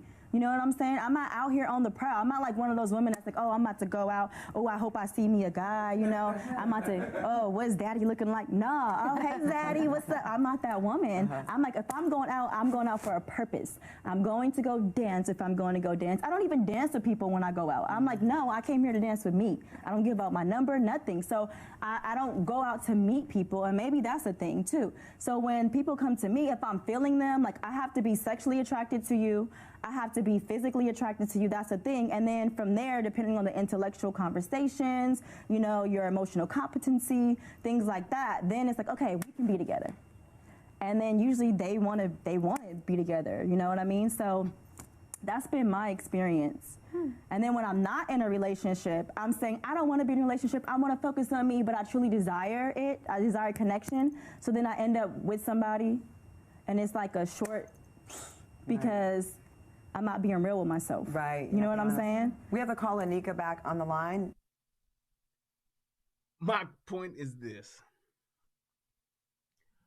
Why would you have to go through all of that when you can just say, hey, let me go on a date.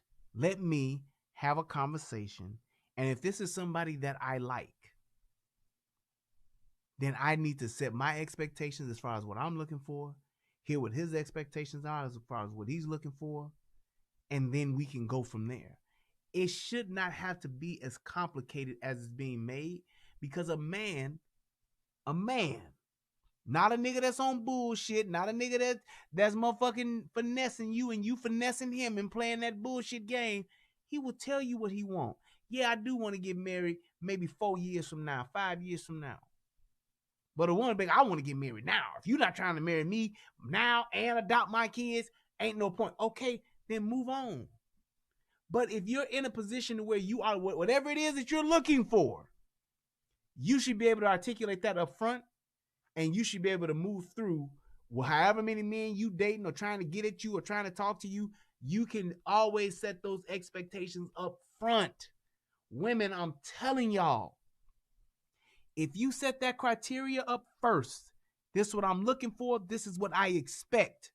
All you got to do from that point, take your pen and check off the shit that he do and draw a line through the shit that he don't do. And the shit that he don't do, if he get too many of them, I'm good. Next. But it has to be realistic, and it has to be reasonable. It has to be something that you can actually demonstrate. But the thing is, most women don't know how to do that, and they can't do that, which is why they're in the vicious cycle that they're in, and that's why ain't no rings on them motherfuckers' fingers. Nika? Yes, hi. Thank you so much for having me. And I'm enjoying the conversation, but at the same time, it makes me sad that we feel like keeping a man is implying as if we have that kind of control, and we don't. Maintaining a relationship has all to do with what a person is willing to work through as two mature, intentional adults. And to think that as women, we always take so much responsibility to. Now, we all know that's a motherfucking lie. Keep, to find, to hold, to care, to nurture. And to say that we have that kind of responsibility makes me sad. It breaks my heart, because a man can only give you what he has inside. And if he's not willing to give you all of him, it has nothing to do with us. I say never take anything personal, because a person can only give you what they have inside. Thank you so much for taking my call, and thank you so much for having me. And there they go. Bullshit. Here's the problem. Who do you think knows men better than men? Who do you think know women better than women? So if I'm a father, I not only know what I want for my daughter, I know what men are and what they own. So therefore, I am the navigator and the guide for that. I also will show my daughter what it is, our family dynamic is, and what the blueprint is for a family, so that she will not only have an appreciation for it and understand it, she will desire it because she's used to a family dynamic that has both parents. Women. What are women good at? Showing women how to be women. Teaching women how to be caring, nurturing, catering, loving, all of those things. Submissive, all of those things. And what do? They know how to say, hey, that guy that you like, that guy, he looks good and all of that stuff. He's meeting your criteria, but you need to see what your daddy think about him, because your daddy is going to see the things that you don't see. Just like a woman when it comes to their sons. What are women always saying about their sons? I ain't just going to let just any old bitch just come and marry my son.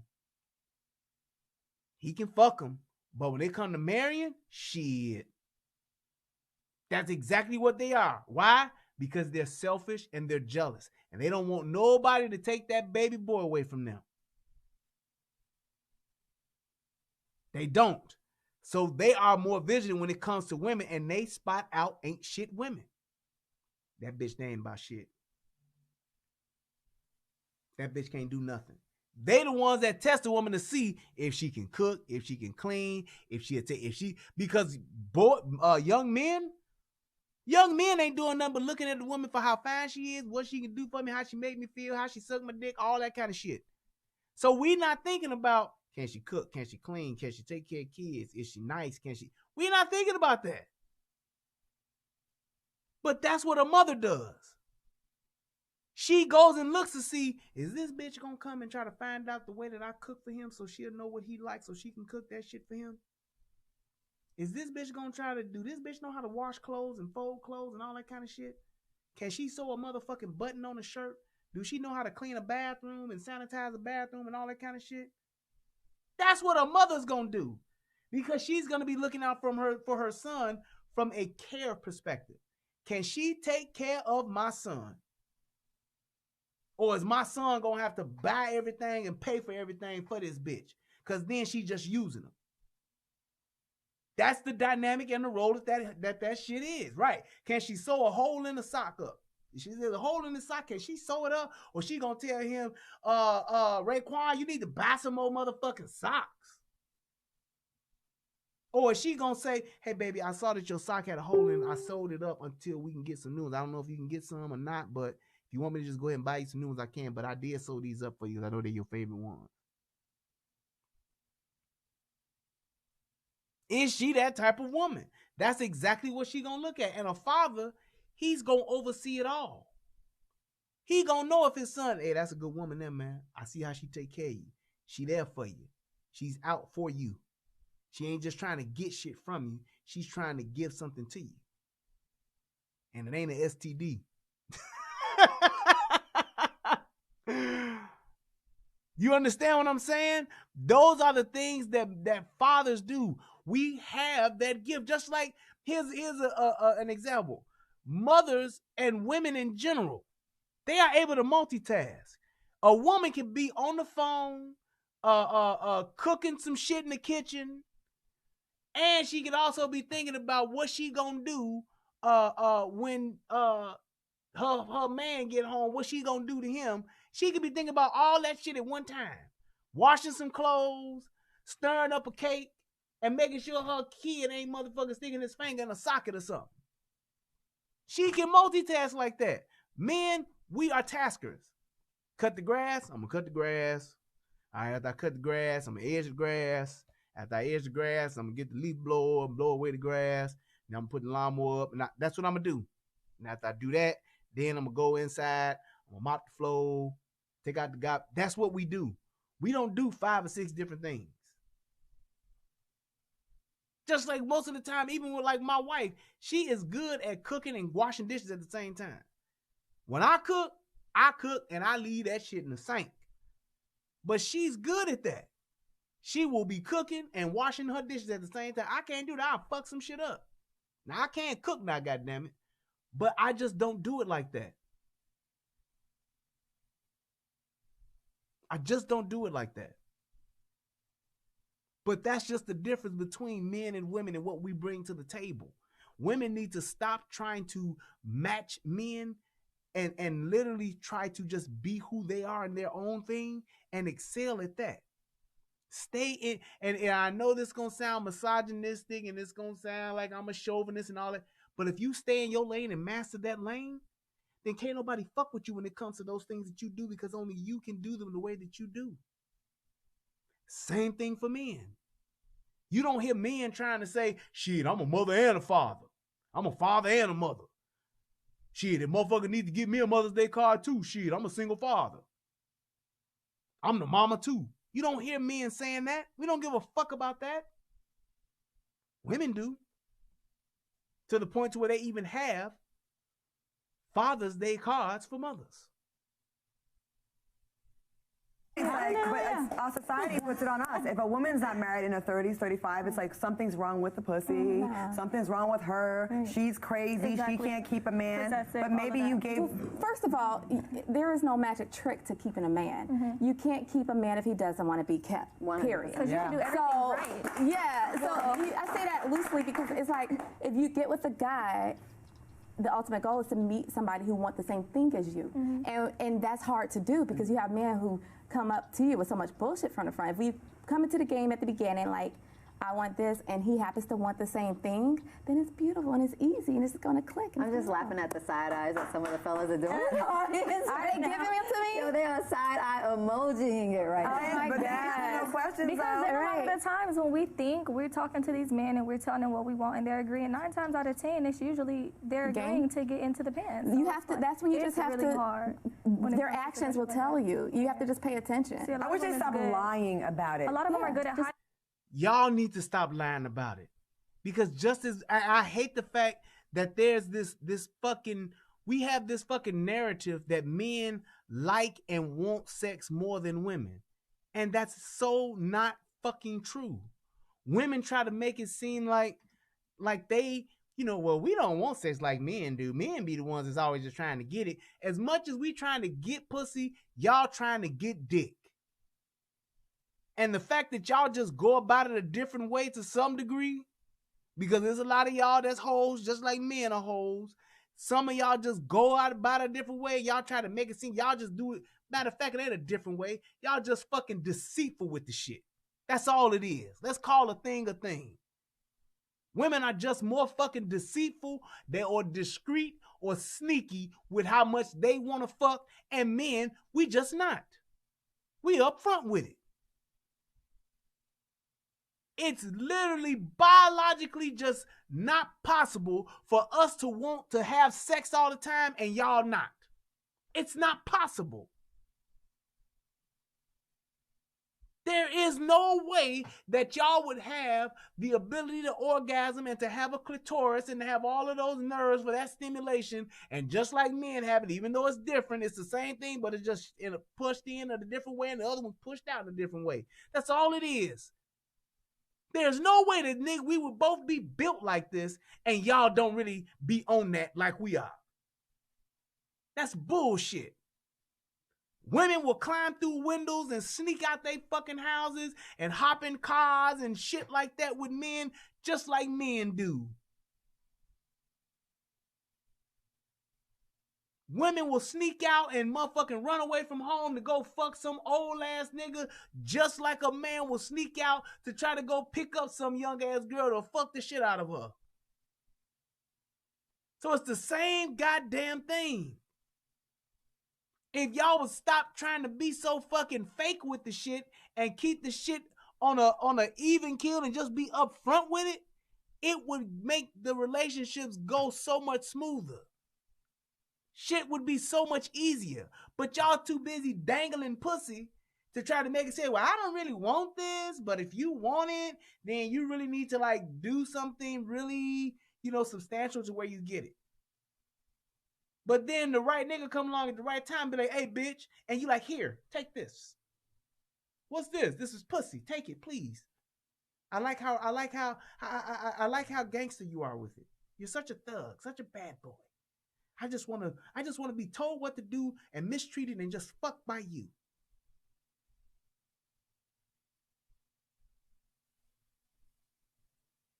what boy you know runs away to get some? Not run away. Motherfucking boys would just be like, I'm going out. Boys will sneak the fuck out. Well, I'm out, mama. You supposed to be at school. I ain't at school. I'm at such and such house fucking. Or I'm at such and such house trying to fuck. Or I'm at such and such house hoping to fuck. Or I'm at such and such house possibly having an idea and just thinking about fucking.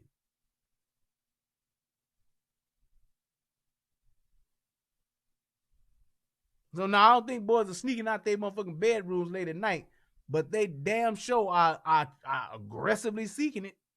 They hunting for it. I know I was when I was young.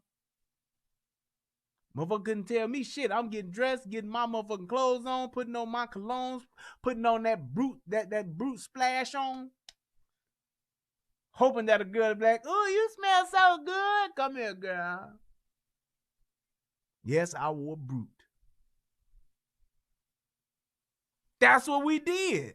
And women was on the boys that chased the girls like to be chased just as much as the boys did. Come on, y'all. Be real with the shit. Face the facts. Be real with it. Yeah. But I find the times where you sit down with someone in the beginning and say, look, let's be real, and they say, oh, I'm not gonna play any games. I know you used to games. They play the most games. Like, that's even something's wrong with her. Right. She's crazy. Exactly. She can't keep a man.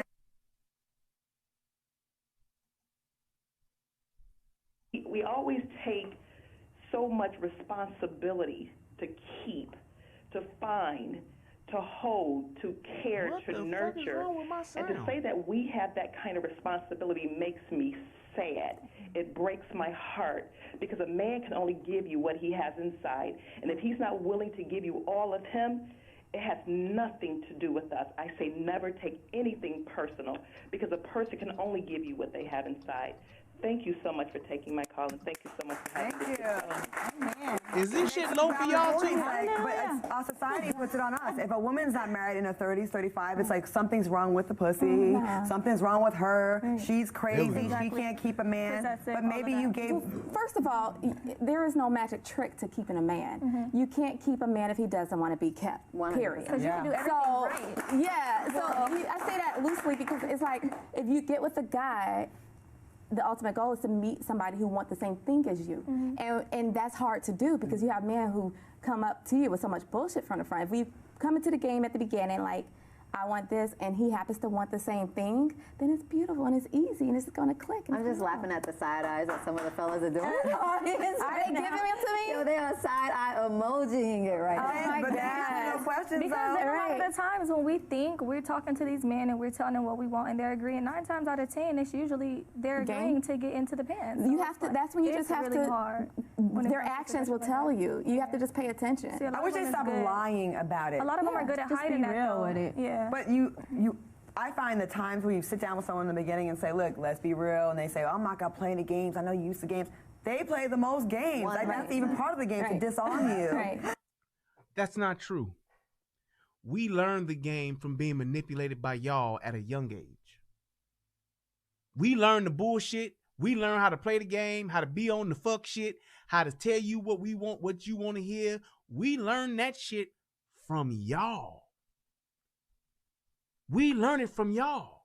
The whole game plan and all that shit, we get the shit from y'all. Just like this dude said, you tell the average woman you're serious about her, and then they'll say he's clingy. Yes, unless you rich as fuck. Unless you the star of the basketball team. Unless you the star of the football team. Then it's, I'm in love. Clingy turns to love. Unless you're the guy that all the other girls want to fuck, and all the other girls want to be their woman, want to be their girlfriend, his girlfriend. That nigga at the school, that nigga at the park, that all the girls like, if he tell her I'm serious about you, she's in love. If it's a nigga that she ain't really feeling, he's clingy. That's the bullshit. That's the lie. Women won't even tell a man that they're not interested in them. A nigga be like, man, can I get your number? They'll give them a number, give them a fake number, give them a bullshit number, or not really feel them and just be like, yeah, you can call me. And then they'll be like, well, you know, I just didn't want to tell him no because he'll call me a bitch or he'll call me a hoe. So fucking what? So fucking what? But you have that dynamic to where the lying and the manipulation and shit comes into play. Y'all teach us that shit. When y'all be lying to us and telling us that fuck shit, making us think one thing while y'all doing 4 other different things, which are probably dicks and niggas, whatever the case may be. Once we figure that out, we get our heart broke, we see the fucking game for what it is, then we say, oh, okay. And you know what we do? We get our weight up. We get the shoes, we get the car, we sell the drugs, we get the job, we do whatever the fuck we gotta do to get those flashy things that you like.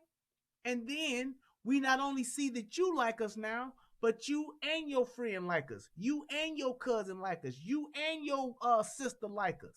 So now we have options and we take advantage of them. Just like when y'all have options, y'all take advantage of them. It's just that when we get to a certain level, now y'all want us to lock in all of our shit and go all in on the motherfucking poker table with y'all ass. That's how that shit works. Let's just be real. That nigga who got the car, the clothes, and the money, y'all after the 3rd date, y'all like, why we bullshitting? Like Chris Rock said, why we bullshitting? I'm ready for something real. I'm ready to be serious. And how do they know? Yeah. They are doing research. Right. Like, oh, what is it you want? Oh, what? Okay. Like mental note. And they listen. This is what they want. This is what you want. So they're going to tell you everything that you want to hear because they've already done the mental notes And on that's it. exactly what and you then do. at the same time, they're going to be doing them. Right. And that's just how they That's are. what I But I don't think all men are like that. I think that there are definitely some great men out there, like you found your guy. And it is a way of, you got to maybe let loose a little bit on what you're accustomed to dating and trying something new. At this point, I might have to just go white now, so I don't know. You giving up on the race? It's like, whole it's a race. wrap now. But just playing. Right. But, Social media. She just Bullshit she just playing. And the fucked up thing about that is, I'm not even tripping at the fact that you want to date a white man. I'm not tripping at the fact you want to date a Mexican man or an Asian man. Date whoever is going to make you happy. I'm fine with that. The only problem that I have is that you become a whole different type of bitch once you do date somebody else that ain't a nigga. That's where you see the fuckery. That's where the fuck shit comes in. And it goes to show that women will play the fucking game. Y'all problem is this. Y'all play too many fucking games. Most women spend the majority of their lives literally performing, putting on a mask, which is their makeup, reading lines, which is the bullshit shit that they make up as they go, telling the motherfucker what they think they want to hear, selling the story that they think that people want to hear, and people will buy and people will believe. They spend the majority of their lives, the good years of their lives, acting, playing the role, being full of shit. Then when they get old and really want something real, they don't know how to be real. They can't get out of character. Yes, men at a young age try to fuck quantity instead of quality. Yes, women will fuck quantity instead of quality. Women try to hop on this dick and hop on that dick and hop on this dick knowing that shit ain't good for them, and they'll do it anyway. Might be good to them, but it ain't good for them. They'll gamble and shake the dice like that. But all the while they're doing that, they're acting.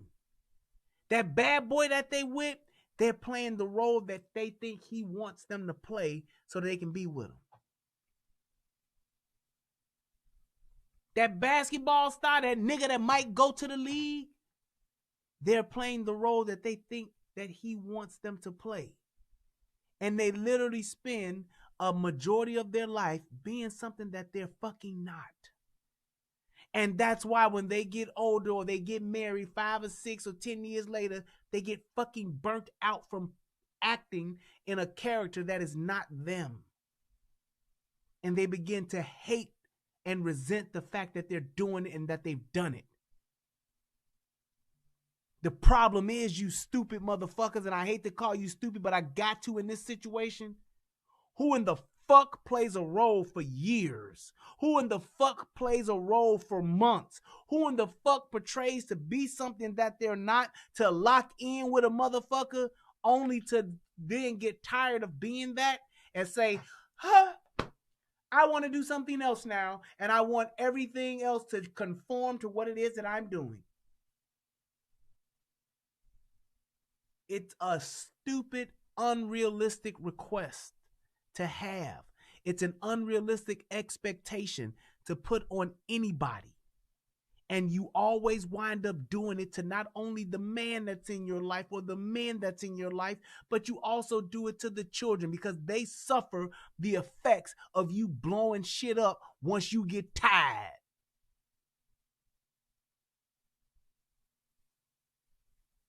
You motherfucking women are walking around here like Manny faces.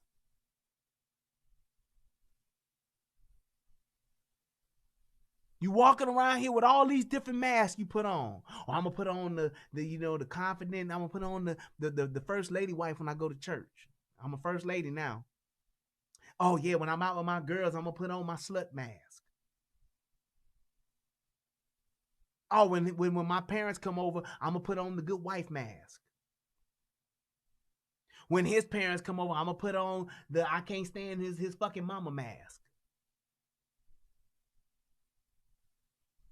When I get with my girls, I'm gonna talk shit about his ass just because he ain't around ass mask. Men, you have no idea how much shit your woman talks about you to her girlfriends.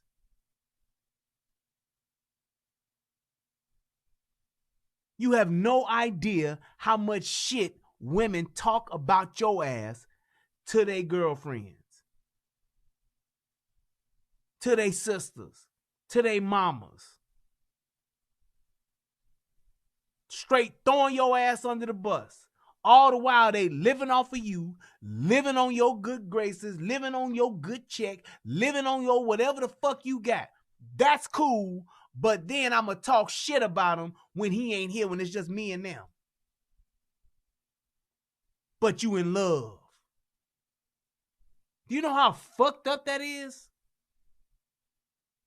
One of the things I always say about qualities that I expect and expectations and morals and values, one of the things I always say is loyalty is everything. Not loyalty matters most, loyalty first. Loyalty is everything.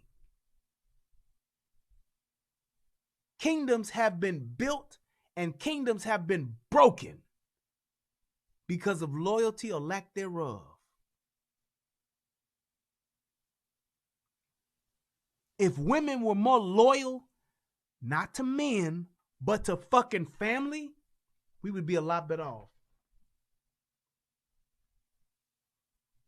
If women were loyal to the concept of family, we would be a lot better off.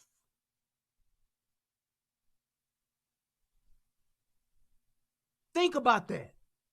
I ain't talking about be loyal to your man, girl. Be loyal to that nigga. As long as that nigga do what he's supposed to do, shit, I'm loyal. Fuck that. Be loyal to the concept of family. Be loyal to the concept of a relationship. Loyalty is everything. We all make mistakes, but where does your loyalty lie? Loyalty breeds and births respect. It births trust, honor.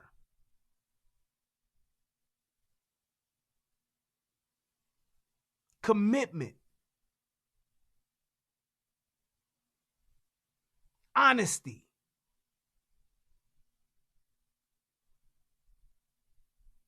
That's what it does. So when you're thinking about that, those are the attributes that men should look for and women should look for. If a man tells you one thing and does the complete opposite, that's his word and his bond. If he can't stick to that, that lets you know what kind of man you're dealing with. He may not just be an ain't shit nigga. He just may be an ain't shit nigga to you.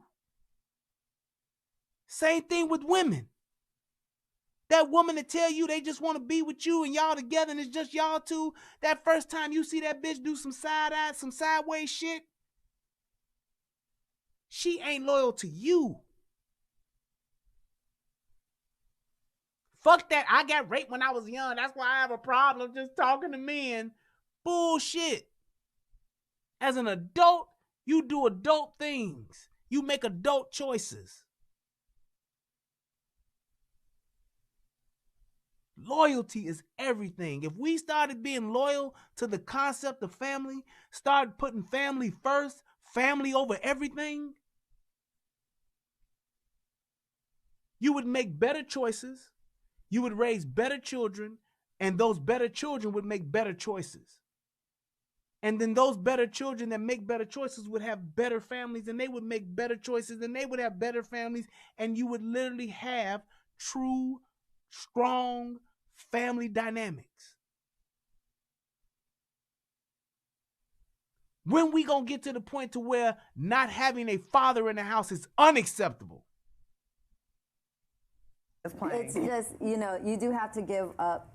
There is those things. You may have to give up a certain type or race that you're used to, and step out your box a little bit and try something new. You might like figure out what is really important to you, and what's important to your soul. Like I was thinking about this today about like my relationship. I was like, you know, the things I would value: the guy that was successful and had the exact, you know, stats I want to, like the height, the weight, and all that kind of stuff. And my guy is good looking and everything, but like he's not a professional athlete, he's not a millionaire, and like that. But I was thinking today, he is the most reliable person I know. His word means everything. He can fix things around the house, and I don't worry. Like I don't have that anxiety when you're with someone when you know his trifling ass, when he's not in your eyesight, he out there. And with the athletes, it's like you're playing Who Wants to Date a Millionaire. I've been there too. Yes. You don't want to. It's so many girls competing for that one person, and I'd rather have that guy who works hard 9 to 5 and is going to appreciate and cherish me. Sadly, we don't usually get to that. That's the difference between those two. Matter of fact, I'm going to let this wrap up, and I'm going to show you the difference. Until we're older. Exactly. Right? And people think, oh, you use up all your good years with little male thoughts and little hot boys, and now you want to come around and get this. The best is yet to come. The nerd or the straight-laced guy. You know what I mean? Like the guy that's like, you know.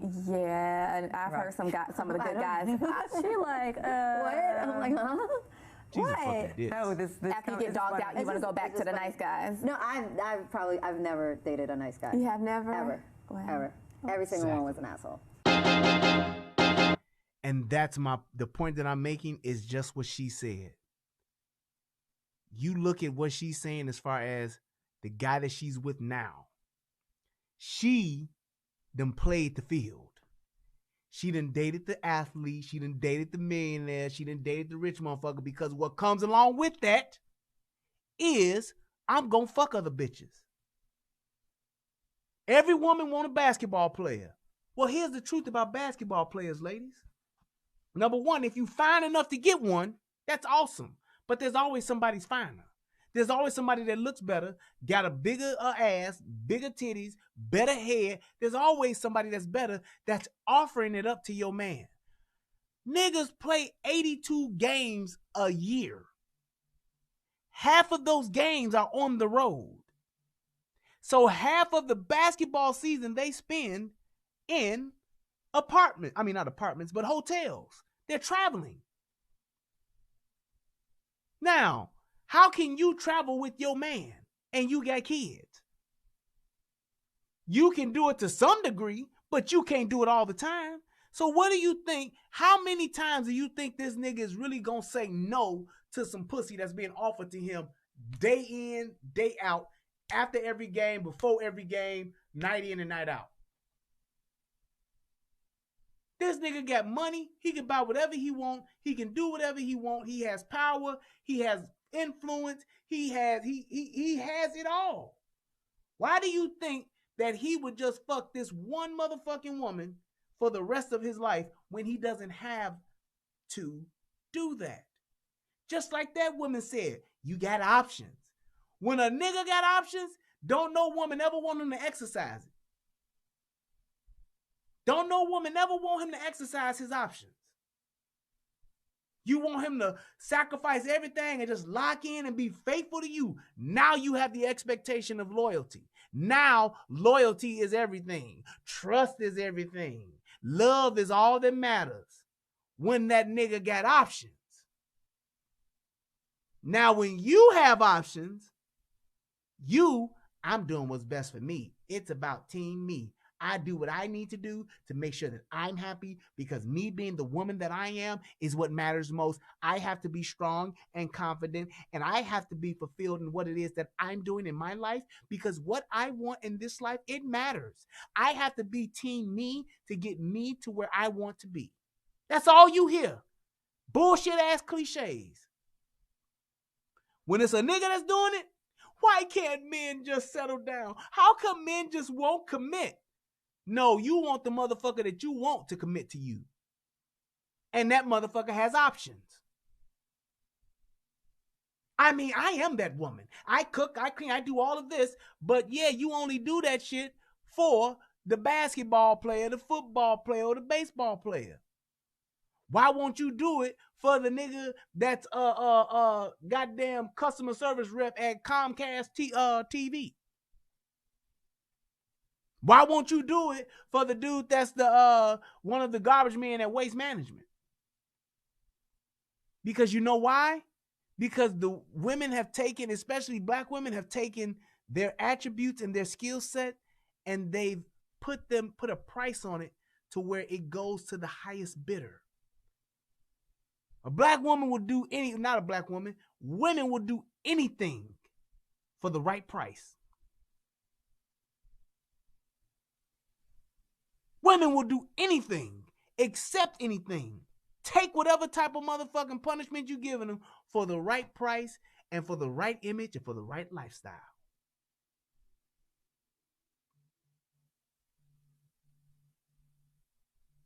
They will do it. They will sacrifice their morals, their values. They will sacrifice it all. Just like when you hear about little girls getting raped, getting molested, getting abused by their stepdaddies, by their mama's boyfriends, by that other nigga that came by the house. You know why? Because a woman will look out for her own best interest first before she does that of her children. Because they don't know what the fuck family is. They don't know what the fuck commitment is. They don't know what the fuck loyalty is. They don't know what honesty, integrity, they don't know what that is because it ain't fathers in the home teaching them. And I'm going to wrap it up with this. Women that are single parents, single mothers, you all live a life of survival. Y'all live trying to survive. Fathers and men, we build lives to thrive. We live our lives to thrive. We will try to survive for ourselves, but once we get a family, once we get children, we want those that are connected to us to thrive, not to survive. Fathers want their children to thrive, not to just make it. Fathers don't have the mentality of, shit, it was good enough for me. Why it ain't good enough for y'all? I had to eat chicken backs. Why can't y'all? Fathers won't do that. Fathers will eat chicken backs and be like, I want my kids to eat chicken wings and chicken breasts. Because I didn't have it.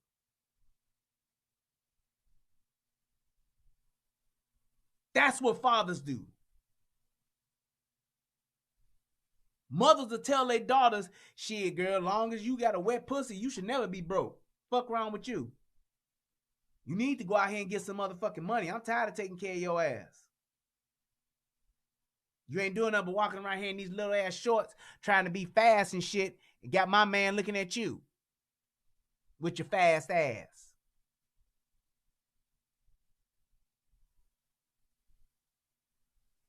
Fathers will say, look, you a beautiful little girl and you're turning into a young woman. Don't dress that way. Be more than what the fuck your body is.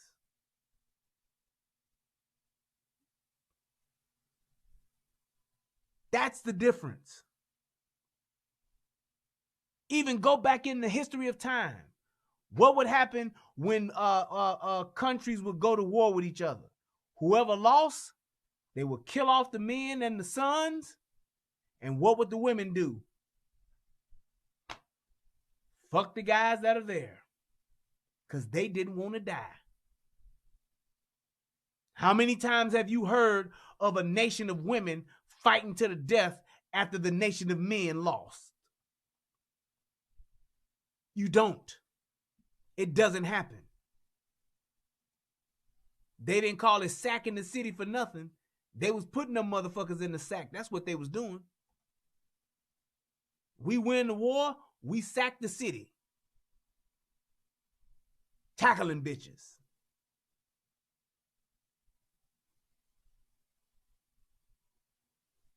That is the difference. The way that men are wired, the way that women are wired, men are wired to make those that they are with to thrive. Women survive.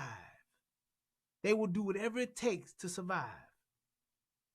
A man will do whatever it takes so that his family can thrive.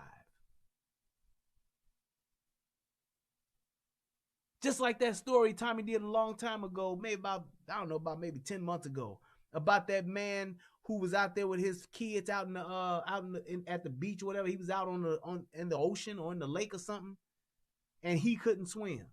And they boat or some shit like that got capsized. I can't remember how it happened, but it turned out to where that man said he knew that he couldn't swim. And there were people there trying to help them, trying to save them from drowning. You know what that father did? He said, save my kids.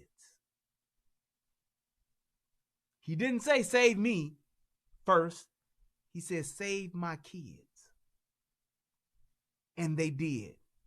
And he died. He sacrificed himself so that his children could survive, so that his children could thrive. He could have tried to save himself and could have let them save him and tried to save his kids, and whichever ones didn't make it, he could have made more that looked just like him. But he didn't do that. He realized that his seeds were more important than him. Just like a farmer plants his seeds and puts everything he has, everything that he is, all of his time, his energy, and his resources go to raising the crop. Why? Because he's looking forward to the harvest. Because the harvest is what's going to sustain him. It's what's going to allow him to be able to sell the crop and get money for other things, to trade and barter. It's going to allow him to be able to feed himself, his family. The harvest is so important that he will sacrifice everything to ensure that he gets a good harvest. So he gonna get up at the crack of dawn and work from sun up to sundown. He gonna go out and fertilize and weed. He gonna make sure that his crop has the best of everything so that he can get the best of everything out of his crop. Imagine if we thought like that as men and women in relationships. I'm going to sacrifice and dedicate myself to you and give you everything that I have to offer, and you give me everything that you have to offer, and it's just us for the sake of us. Ooh-wee. Imagine that. Imagine if the relationship that you were in, that you got in, you were willing to sacrifice everything, your time, your energy, and your resources. You invested all of that daily with this one other person who did the exact same thing, no matter who had what, you both had nothing, and you put it together so that you could have something. My little bit of this and your little bit of that put together becomes something that's substantial. Two people, one purpose, and committed to that one purpose. It's that simple. All you need to do is be focused on finding that person that is willing to bring what they have to the table, to commit to what you, and you commit what you have to the table, so that you all can have that one thing and that one purpose together. That's what you should be looking for in a man. That's what you should be looking for in a woman. Good dick, good pussy, big dick, good head, big titties, fat ass, can cook, clean. All of those things are wonderful to have. But what is your one purpose? What do you really want to have in this life? Is what you should be looking for in another person who can help you grow that. Not have it grown to give to you, but help you grow it. If I got land and you get water, we now have the tools to actually grow something. What is it that we want to grow? Do we want to grow a family? Do we want to grow a business? Do we want to grow a family and a business? Do we want that business to be real estate? Do we want that business to be farming? Do we want to have our children become this or children become that? Whatever that purpose is, only you can answer that. Find someone who complements your purpose, who will be a great business partner, who you can trust. That's when you're getting somewhere.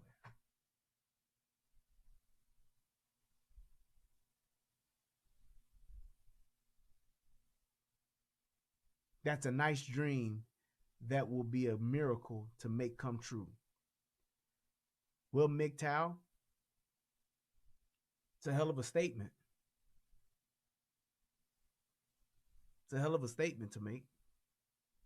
But here's how you can make it true. If you know what you want,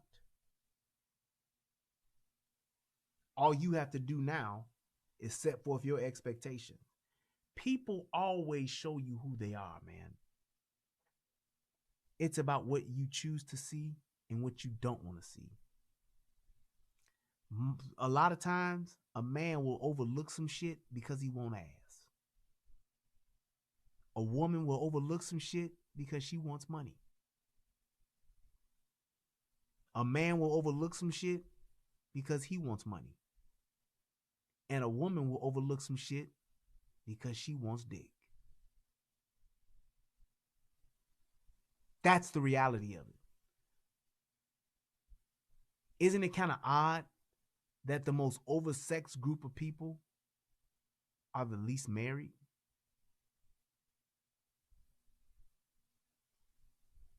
Isn't that odd that the group that's more oversexed than any other group is the very group that's the least married? We still have the slave breeder type mentality.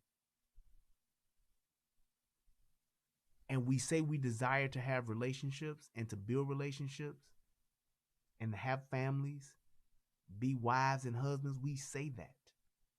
But when you watch what we do, we don't know shit about it and don't want no parts of it. And by the time we do, we so old and fucked up in the head that we can't. I tell people all the time, when you trying to get married, if you don't do it by the time you 45, it's a wrap. For most people, the greater majority of people. If you ain't married and locked in by 45, you can fucking forget it. Because you're so set in your ways that any other type of pair bonding that you do, it's just going to be because of resources. I'm with him because I ain't got he got a pension. I'm with her because she got money. I'm with him because he can take care of me. I'm with her because she can cook and she can fuck. I'm with him because he can take care of me and my other kids. I'm with her because I ain't got nobody else. That's where we get to. And all I'm trying to do is to change these mindsets at a younger age so that we can benefit from it by the time we do get older. I hope that this video helped somebody become a better version of themselves. I hope that you guys enjoyed the show tonight. I hope this makes you at the very, very least think a little bit different about the men you seek and about the women you seek.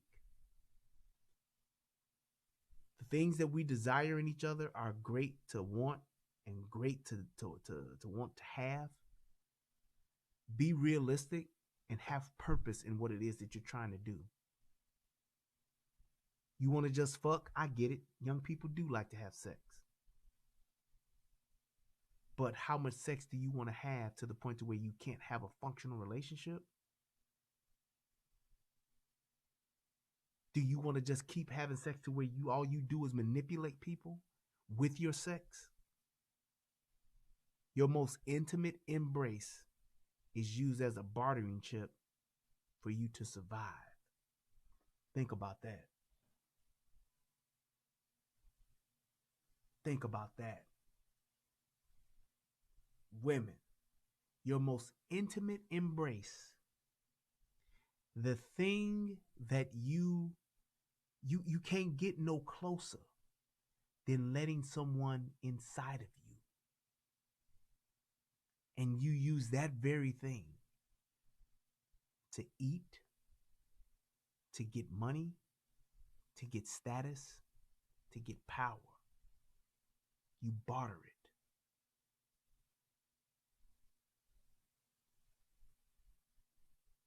All right, let me go ahead and give a shout out to the people who donated tonight. First of all, from last night, I want to give a shout out to my man Truth Talker Teacher. Hit your boy off with $5. Also want to give a shout out to my man Eric James. He hit your boy off with $20. That's what's up. Damn, I was supposed to call you today. I'm gonna call you tomorrow, bro. Let's see who else. Wait, why is that shit pausing like that? Ah, shit. There we go. My man Derek J hit your boy off with $50. That's what's up. Thank you, brother. Yeah, buddy. Night Train hit your boy off with $50. That's what's up. My man Michelle Cobray hit your boy off with $5. That's what's up.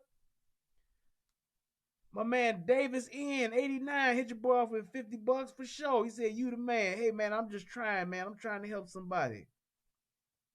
My man T Jones hit your boy off with $3. He says, always support. Agree to disagree. That's what's up, man. That's all. That's what it's all about. I just want to have a conversation, man.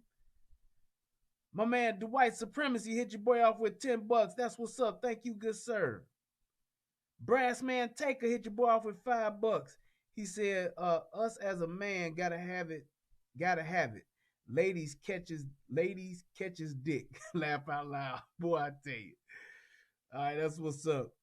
My man Eternal 7 hit your boy off with $1. That's what's up. Thank you so much for your donation.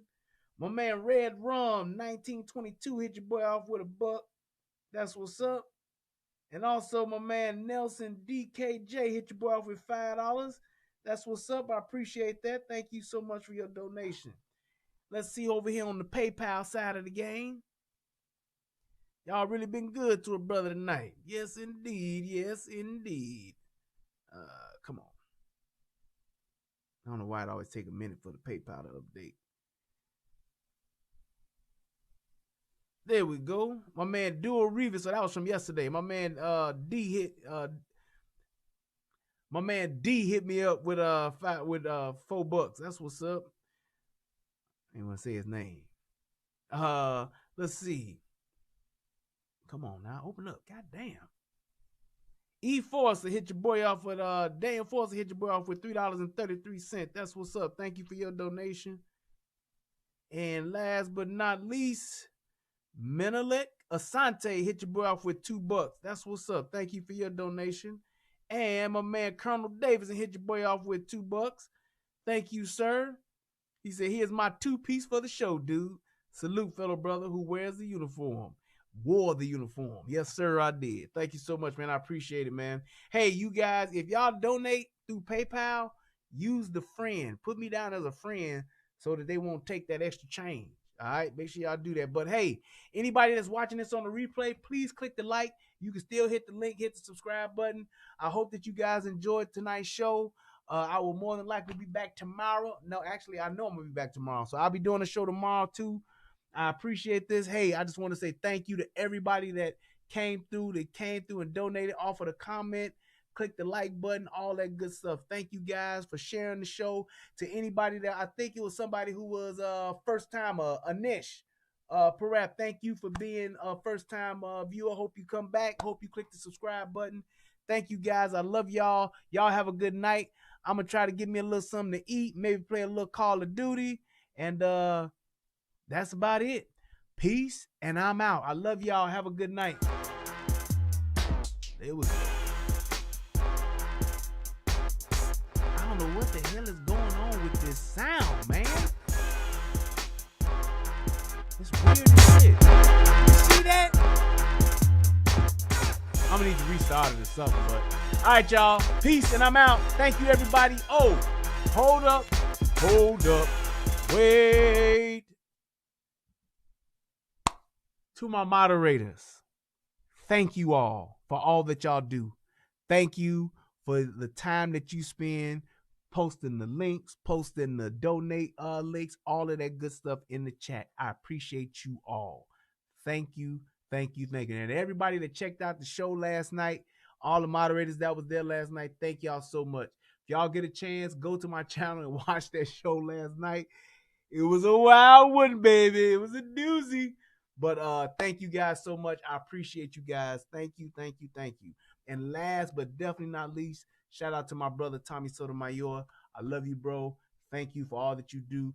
Thank you for inspiring me to do what it is that I do. I appreciate you to no end, man. Peace, and I'm out.